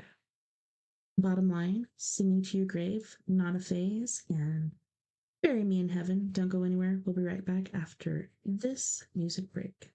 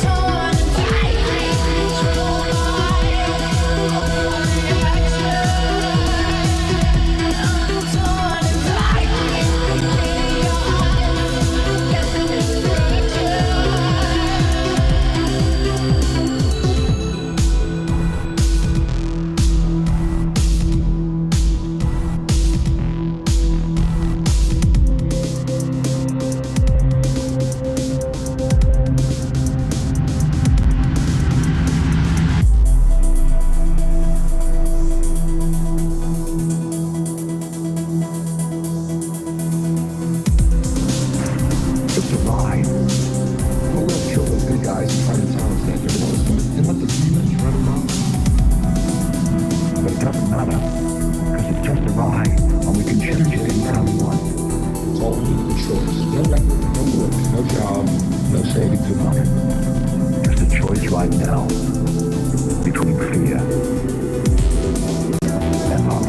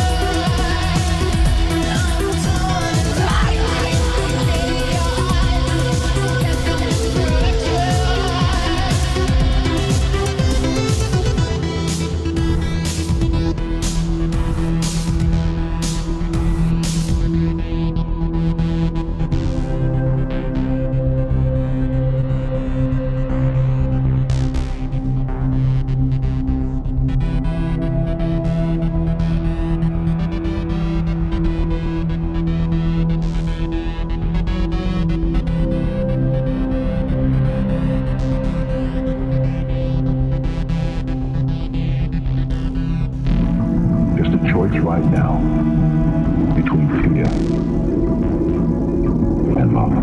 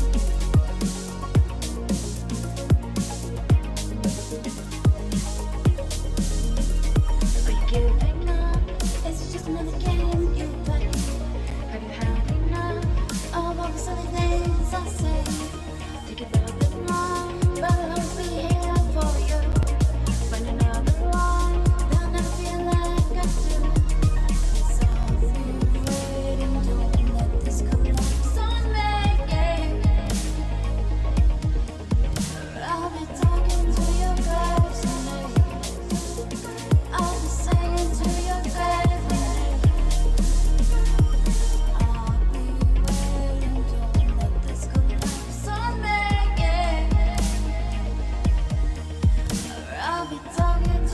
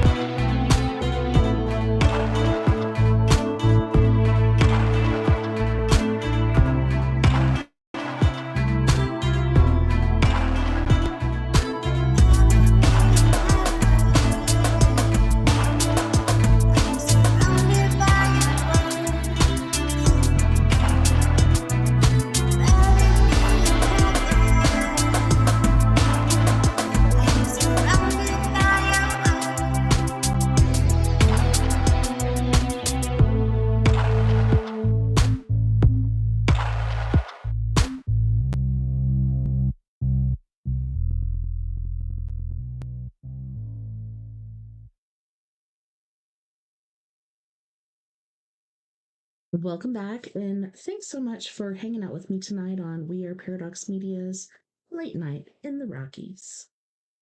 So I just shared a cool, like, Colorado top whatever thingy from YouTube on my personal page. Neighborhood Wars Top 6 Colorado Moments. Oh my goodness. This state is full of surprises. Alrighty. That was my best friend, Miss Mia Savage, from her group Antidote for Savages. She originally hails from the Phoenix, Arizona area, and she was living up here for a while doing the snowbird thing, but she's got an amazing job in Arizona helping people. So every time I play her, I'm just like, I miss my best friend. I want her back. Bring her back. At least I got to hang out and work with her for the Ute Fair, Sky Ute Fair in Ignacio, Colorado, and it was amazing. Like, there were tribes from all over the United States and Canada and Alaska, which is also the United States, but it was epic.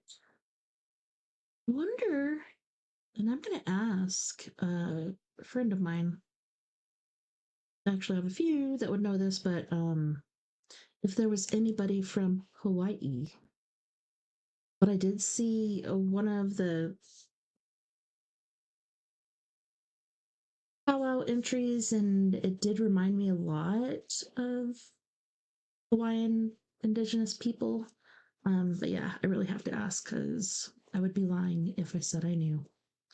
All right, so let's get back into it. We have T minus 43 minutes and counting. We're already there, aren't we?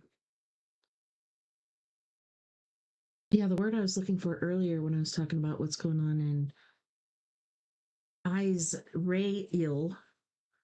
Genocide. Genocide is not okay, no matter who the hell you are. I want to go to the For You page, but it's always so weird. But should we do it? Just like kamikaze it? See what happens. I'm kind of scared. This video is about an update on Three Eye Atlas and also about Avi Loeb and his background and his possible association with actual alien beings. Yes, I had to because things might get a little out there. Okay, first up, an update on Three Eye Atlas. So science is still saying, oh yeah, it's a comet, but it's acting a little different again. So the interstellar object Three Eye Atlas changed color again and shows signs of non-gravitational acceleration.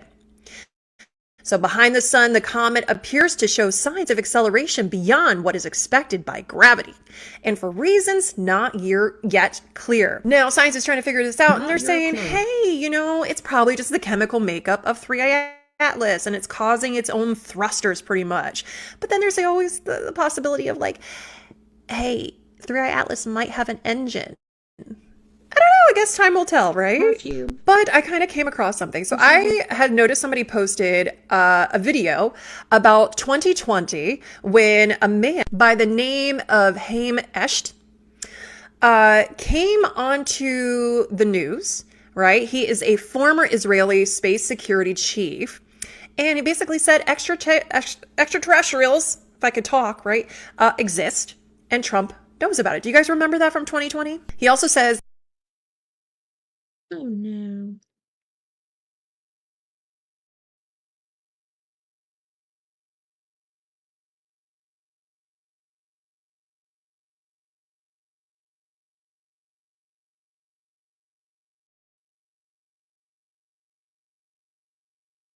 Oh, guys.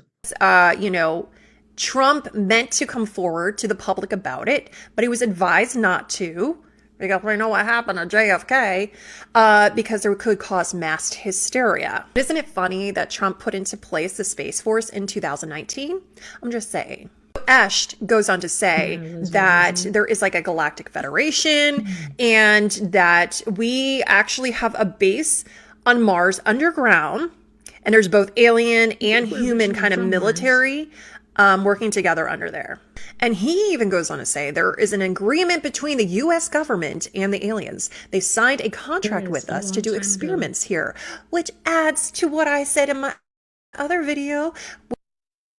They were allowed to take so many people per year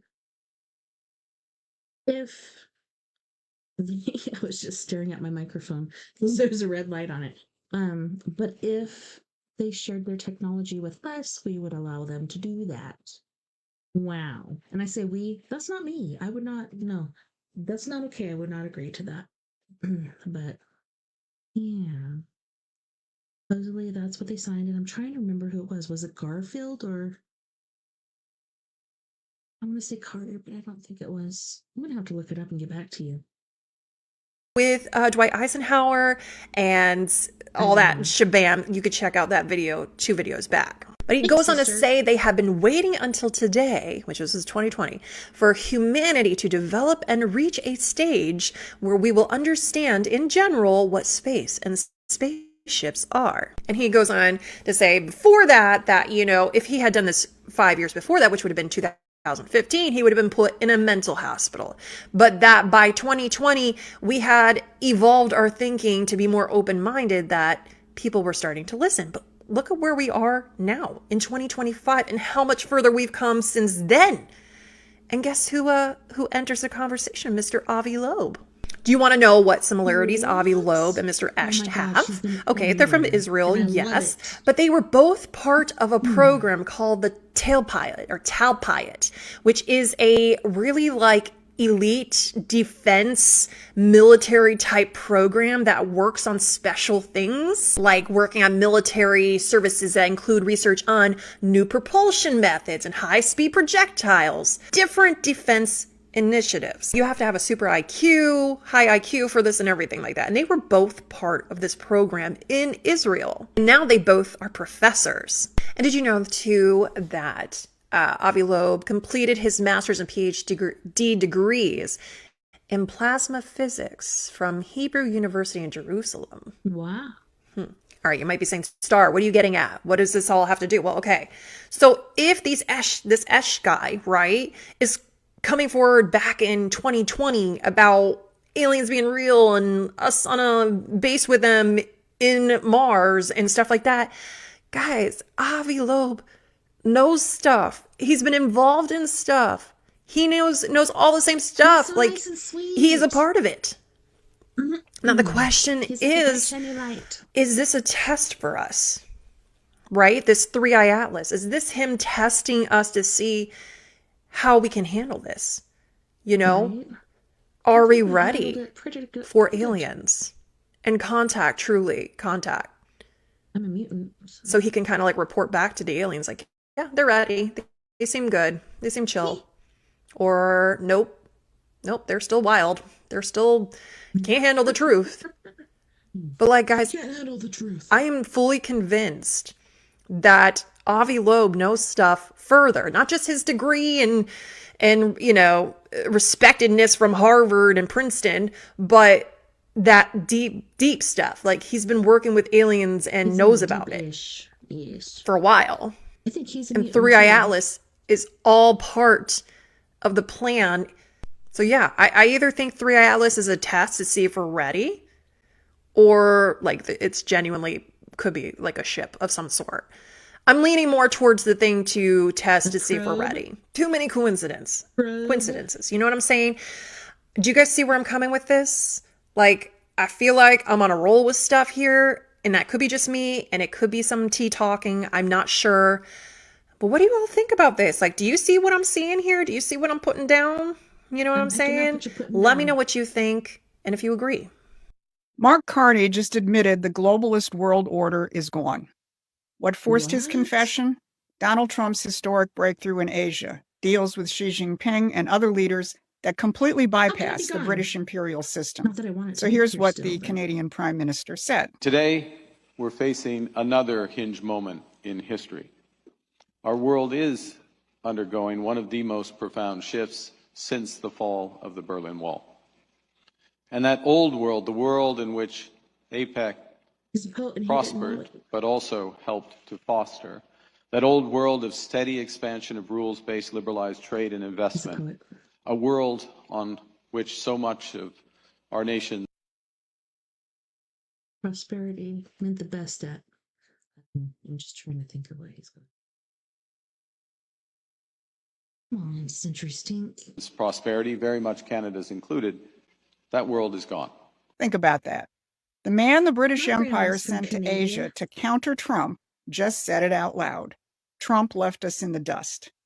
But here's what the establishment doesn't want you to know. Trump faces more resistance at home than abroad. And that domestic resistance, that's the real battle for 2026. Oh, yeah. I'm Susan Kokinda. I've been fighting to revive the real American economics since the 1970s. But I've seen how British economics, free trade, globalism, environmentalism have So much spread stuff like is an going infection, crazy and it's all almost over killed the us world. until Donald Trump came along and started to administer the cure. So if this sounds like your kind of fight, please hit the like and share buttons so we can spread our reach on YouTube. Today, I'm going to show you why Trump's biggest threat isn't Beijing or Moscow. See, I don't know if this is what's really happening because, yes, British government, what's going on there in Ireland and all kinds of places. Insane with the, it's not tourists, it's the people. I can't think. My brain power is gone. Going there that are not from there and causing issues with the young women and older women and just people in general, these stabbings, these different things happening. Oh, it's insane. And people speaking their minds, freedom of speech, etc., does not exist there, which is why we pulled away as a people in the first place for this government, this world that we live in. You can go to jail just for speaking your mind on the internet, Facebook, Instagram, Snapchat, wherever the crack. It's insane. It's not like that here still, so maybe she's right. Maybe I'm just not seeing it. Trump's domestic battle, why Republicans don't get it. Wow, and he's Republican. Trump's Asia breakthrough, ending 100 years of British control. And people are saying, like, the stuff, the ish we're going through right now in our government because of the Democrats. But she's saying why Republicans don't get it. I am intrigued. Moscow. It's in the U.S. among Republicans who don't understand his revolution or worse, oppose it.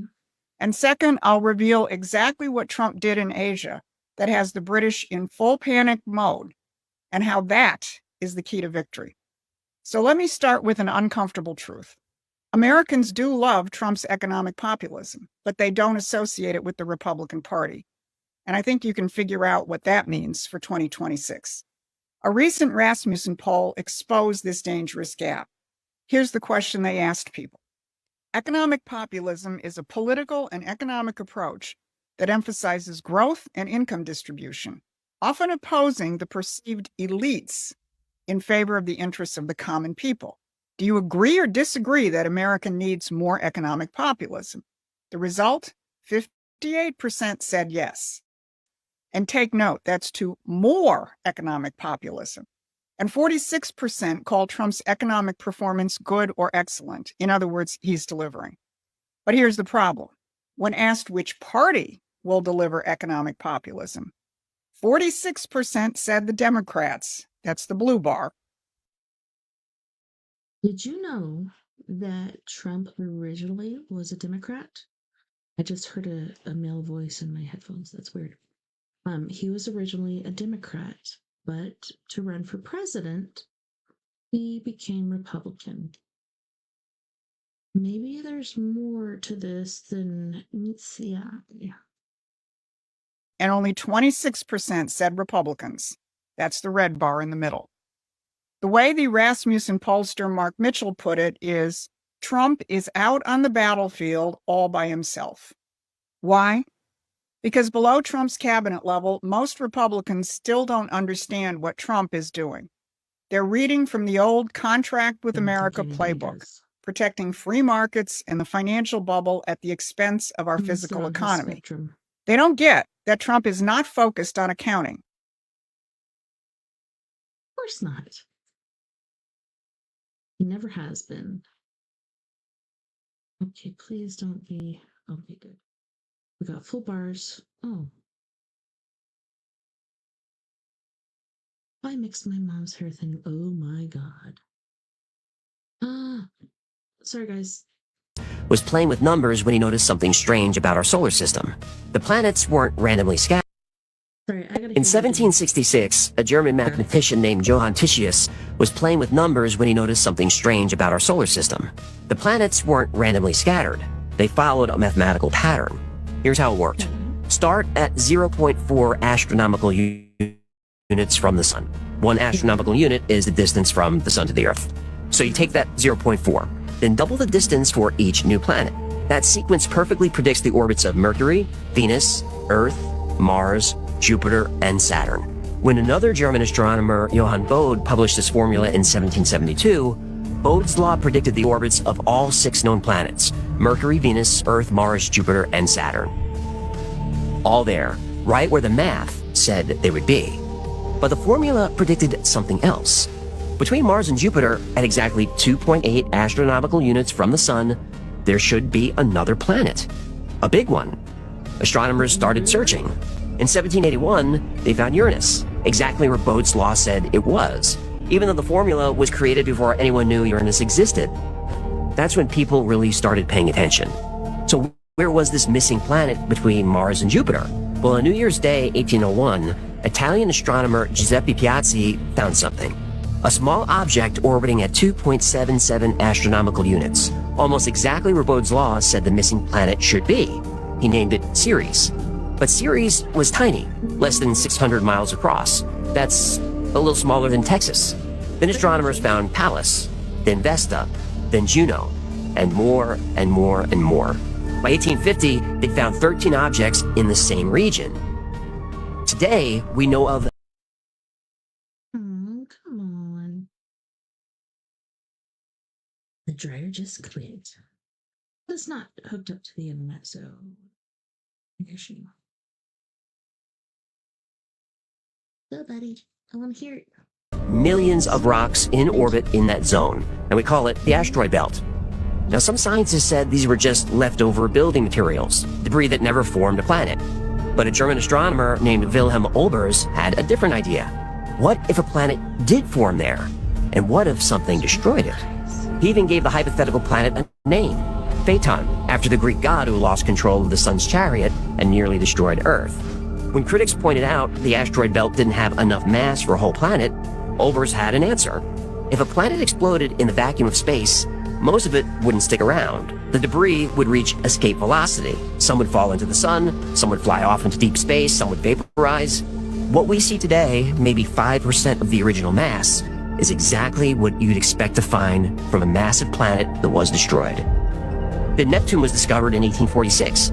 That didn't fit Bode's law at all. Critics said the whole Bode's law thing was a coincidence. But then Flandern saw it differently. Neptune's orbit wasn't wrong, it had been altered. Uranus was spinning on its side. Pluto's orbit is tilted and erratic. These anomalies weren't random. They were scars, remnants of an ancient catastrophe in the solar system. There's only one event powerful enough to do this: the violent, instantaneous destruction of an entire planet. The math, the patterns, the debris. It explained everything.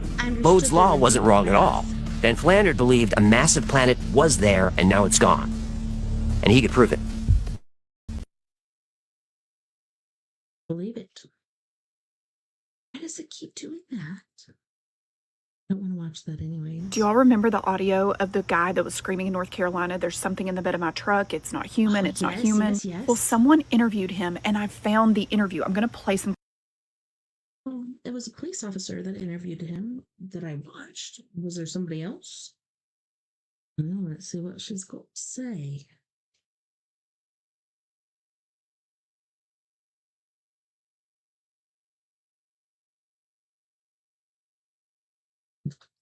Hello. Is everybody or everything just going to fall apart? Clips for you guys here. Thank you. The 911 call a couple of months ago, actually. And it's been a little bit of a challenge to get the sheriff my goodness. schedule, my schedule. We are co-creating with God. We are one with source. I don't care what anybody says, and I'm going to tell you why. I just read a study on campus, and I have to talk about this because this is so important. Oh yeah, for sure. Some of you have heard of the study with cats. The cats were from birth raised in dark black rooms, but for a few hours a day they took two groups of cats and separated them. One group of cats was put in a room for a few hours with horizontal lines, and the other group of cats was put into rooms with vertical lines. The group of cats, as they were raised and they were exposed to real world, they were led into the real world, the group of cats that were exposed to the vertical lines could not see horizontal lines. So objects, horizontal objects, okay? So what this means is the vertical objects they could see, but they would not be able to perch themselves up on couches or tables or anything horizontal because they quite literally couldn't see it. Vice versa, the cats that were exposed to the horizontal lines were running into table legs and they were hitting vertical objects because they could not see it even though it was there. This is us. This is what's happening to us. This is what has happened to all of us. I need somebody to fucking hear this. When we are raised, we are like a sponge from 0 to 7. We're 0 to 7. We're absorbing everything within us, okay? All of it's being pushed inside of us. Ages 7 to 12, it's a little more, the windows are closing, things are shutting. By the age of 13, 14, we're done. Whatever has been programmed in us is essentially what's there, aside from traumas, heavy repetition, emotion. This is great news because our brains are malleable, which means we can change this. But it takes work, it takes time. But if you were exposed to an environment that talked poorly about money, that had a bad relationship with money, you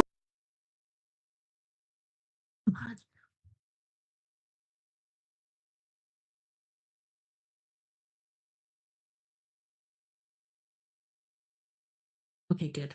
I'm glad it went away because I didn't want her to be alone, so I was making the same face, but Sister, you got this.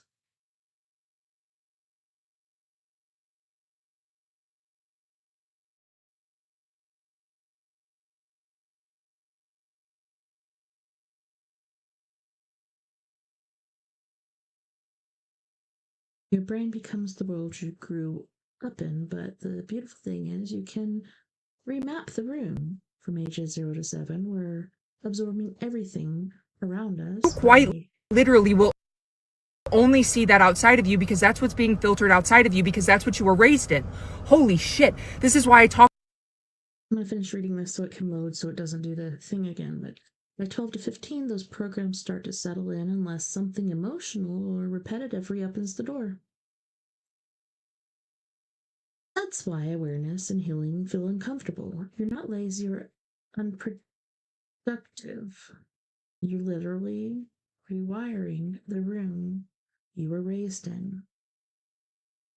Yep, pretty cool. About like when I talk about affirmations, I also heard or read or whatever, I can't remember because my mind is just gone anymore, but about people that have gone through trauma and repeatedly, like, you do really, really good until a certain age, and then you just burn out no matter what you do, no matter what you try. That's why if you're a people pleaser, stop it.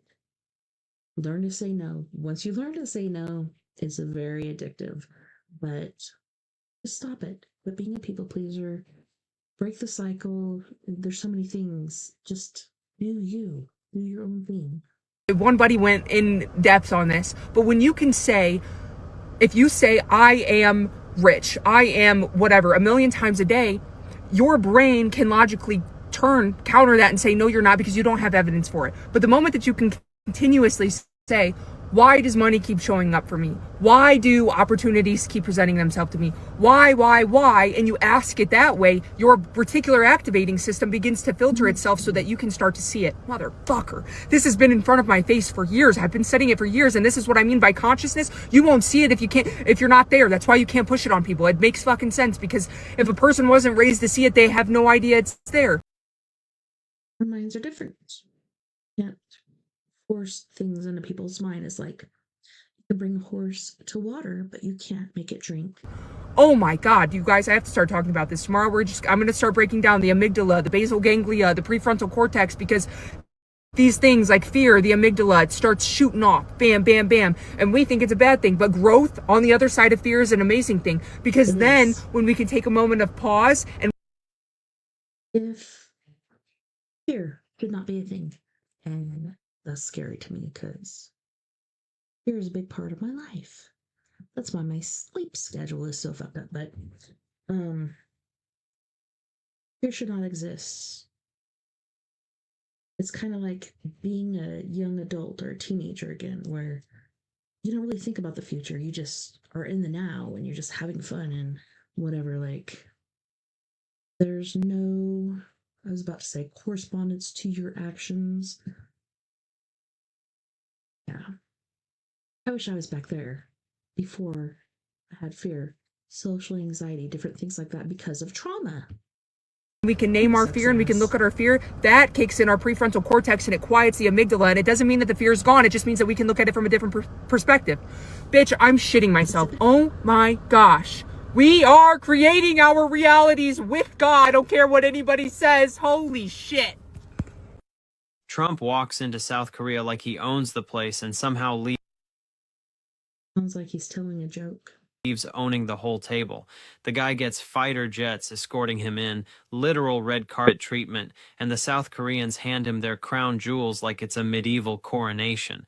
Across the table sits Mark Carney, Canada's favorite globalist banker turned prime minister, pretending not to sweat. Trump announces a $22 trillion investment wave, and Carney's just blinking like a man who brought a PowerPoint to a knife fight.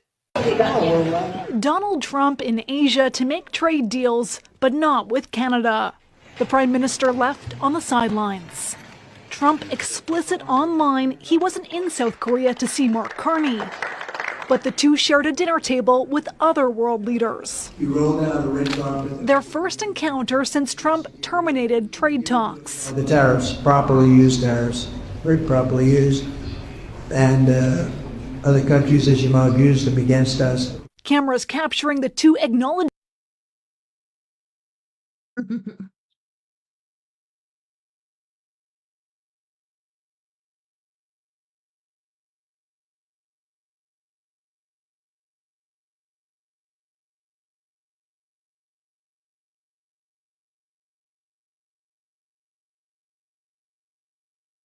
each other, but not much more. How was dinner, Prime Minister? You chat with the president at all, sir? Very good. Had a very good conversation with all the presidents. It's unclear if there was any progress as tension back home runs high. We don't love President Trump, I'll tell you that. Ontario's premier now calling for Trump's ambassador to Canada to apologize for a profanity-filled rant. It's unbecoming of an ambassador. Never heard of this in my entire life. CBC News learned Pete Hoekstra was at an event on Monday meant to celebrate Canada-U.S. relations. The optics alone were hilarious. Trump towering in his seat, Carney trying to look important, probably thinking about the next carbon tax. You could almost hear the tension. Trump talks tariffs, trade, and American power while Carney's planning another speech about sustainable equity.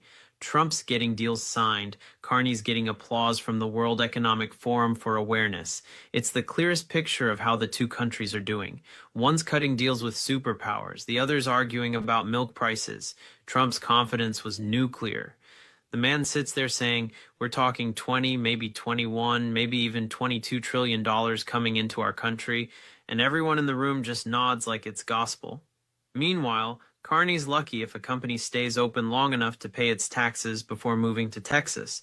Trump's handing out incentives, cutting tariffs, watching economies rise. Canada's handing out excuses and watching grocery bills climb. The contrast was painful. South Korea rolls out the royal treatment because they want a deal.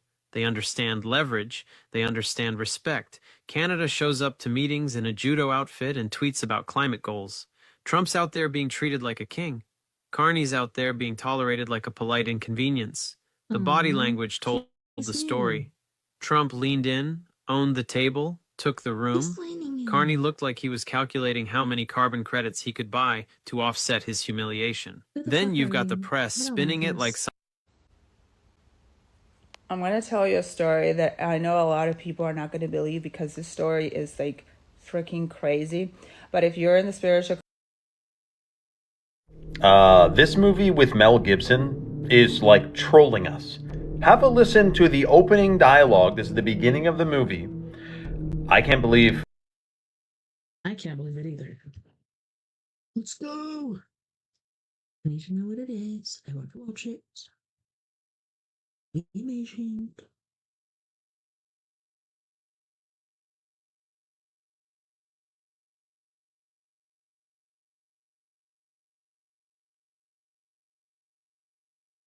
I mean, people at the time just thought this was crazy or funny and entertaining to watch. Little did they know, they're being told something.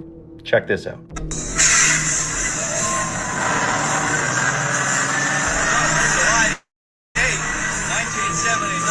All the fathers of Nobel Prize winners were rounded up by United Nations military units, all right?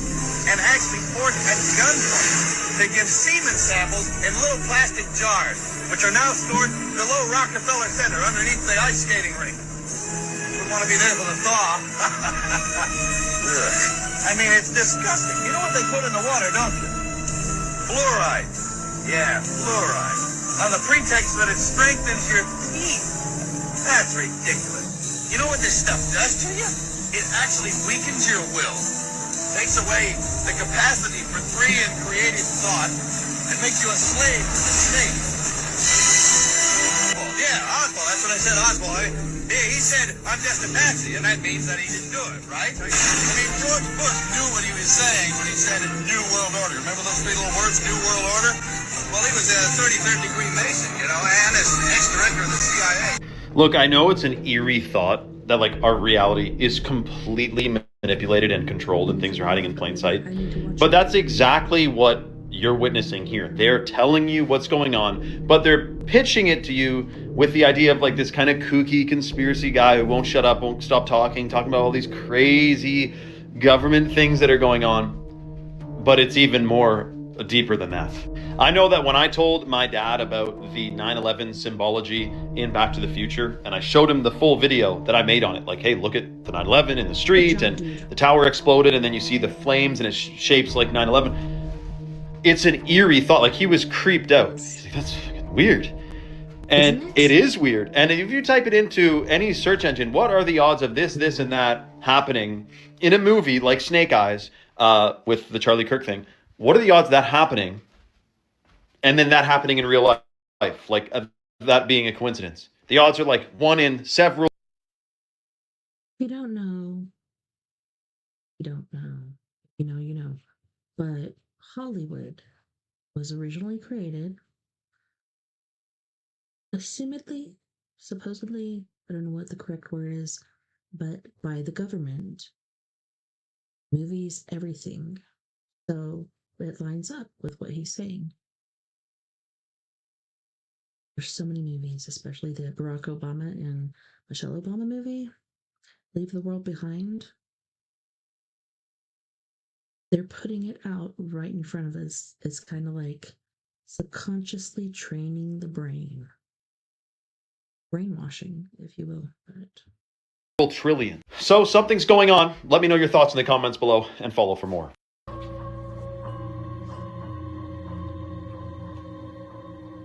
Someone cooked here. Well, we had a good run. NASA just... Well, we had a good run. NASA just activated an interplanetary defense group and launched a defense probe because of Comet 3I Atlas. Sorry, let me repeat that for... I wish he would, because ever since the government shutdown, ever since 3I Atlas was getting closer and closer, NASA hasn't said shit. You have something big like 3I Atlas coming towards the world. I mean, like, basically, you know how our planets spin, etc., across our plane, like straight across our plane. When has that ever happened? Pretty intense, pretty insane. Come on, Spence. Spit it out. Do it.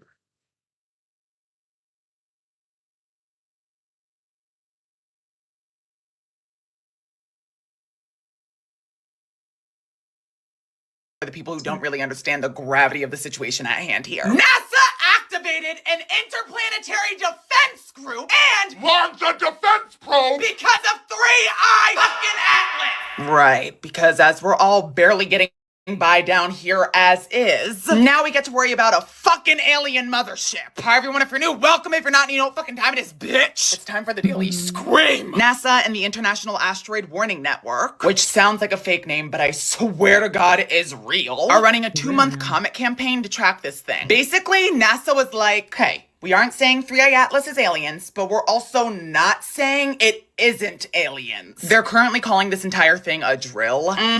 Because nothing screams everything is fine like activating an interplanetary defense operation and calling it a drill. That's like hearing your smoke alarm going off and being like, I love this song! Babe, we're talking about a comet that's been shooting out industrial chemicals. Literally nickel tetracarbonyl. A human manufactured compound from factory. So that's crazy because originally it was nickel and something else. But then recently it's hydrogen, oxygen, nope, water, H2O. And now all of a sudden NASA is launching a 2-month worldwide surveillance project. Oh, and get this. The comet's traveling from almost the exact same direction as the infamous WOW signal. Back in 1977, scientists picked up a 72-second This is true. radio signal from deep space. And the reason they called it the WOW signal is because the person that received it was like, wow. space. And the signal was so strong and precise that the man monitoring it wrote wow next to the data printout. It's never been explained, never been repeated. And now this comet is coming from the same region of space. It's almost like in 1977, aliens sent us a text being like, hey, and because we didn't respond, they're pulling up. Meanwhile, we have NASA being like, don't worry, it's just a comet. Again, if it's just a comet, why the fuck did we activate an interplanetary defense group? Babe, if 3i Atlas is the spaceship, babe, take me, do whatever you want to me. As long as you have good Wi-Fi up in that bitch, I'm good. What if I told you the biggest lie we've all believed is...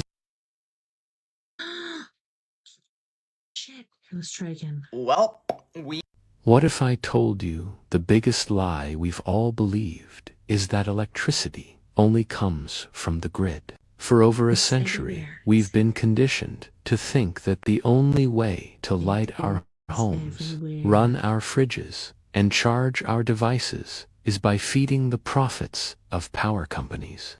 But history hides something different.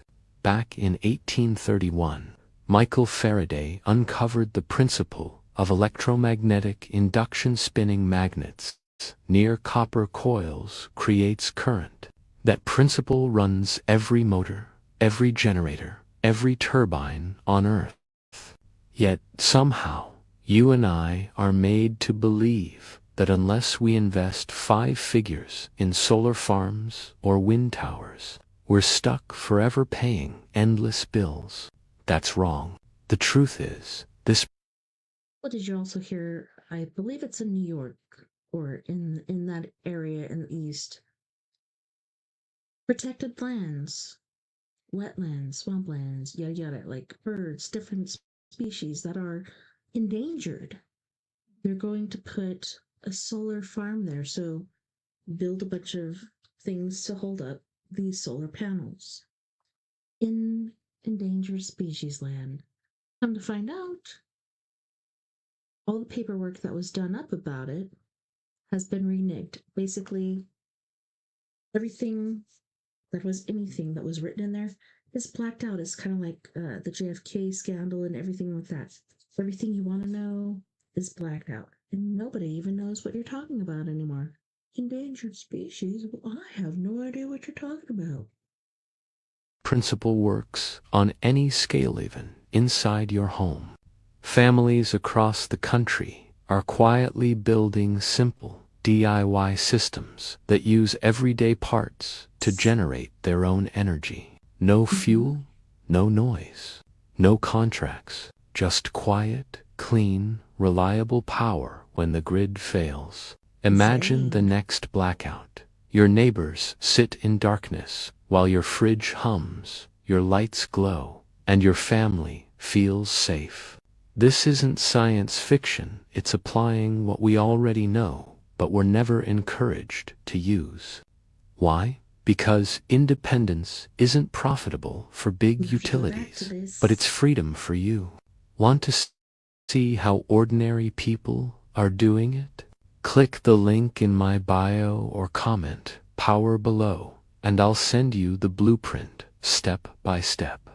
DNA testing is changing the game for chronic conditions. What I do know is that all the philosophies that natives have been speaking about from before 300,000 years or more, maybe 3 billion years before, we all know where we came from. Right. And now the change is going to happen very soon. Like next week. Could be. Yeah, we don't know. It could have happened already. With 3i Atlas, we're really looking at that object fulfilling the Hopi prophecy. It's very, very, very huge. Oh my goodness. So And every tribe have been talking about it, that the change will come, and they have many words for it, Mahio'o and all that. You know. Right. And I was listening to some stories from these people, and they said, oh yeah, we know about that. He said, but you know, it's immense. It's a change in the world. It is. It's and a the birthing. galaxy will all be different. Everything will be different, but you won't even. One of the big things is an awakening, and I'm not talking about woke, but people that are closed-minded, just tunnel vision, doing what they need to survive, have opened up and are seeing things they haven't seen before. An awakening, not being woke, but an awakening. A level up, if you will. Be aware of it.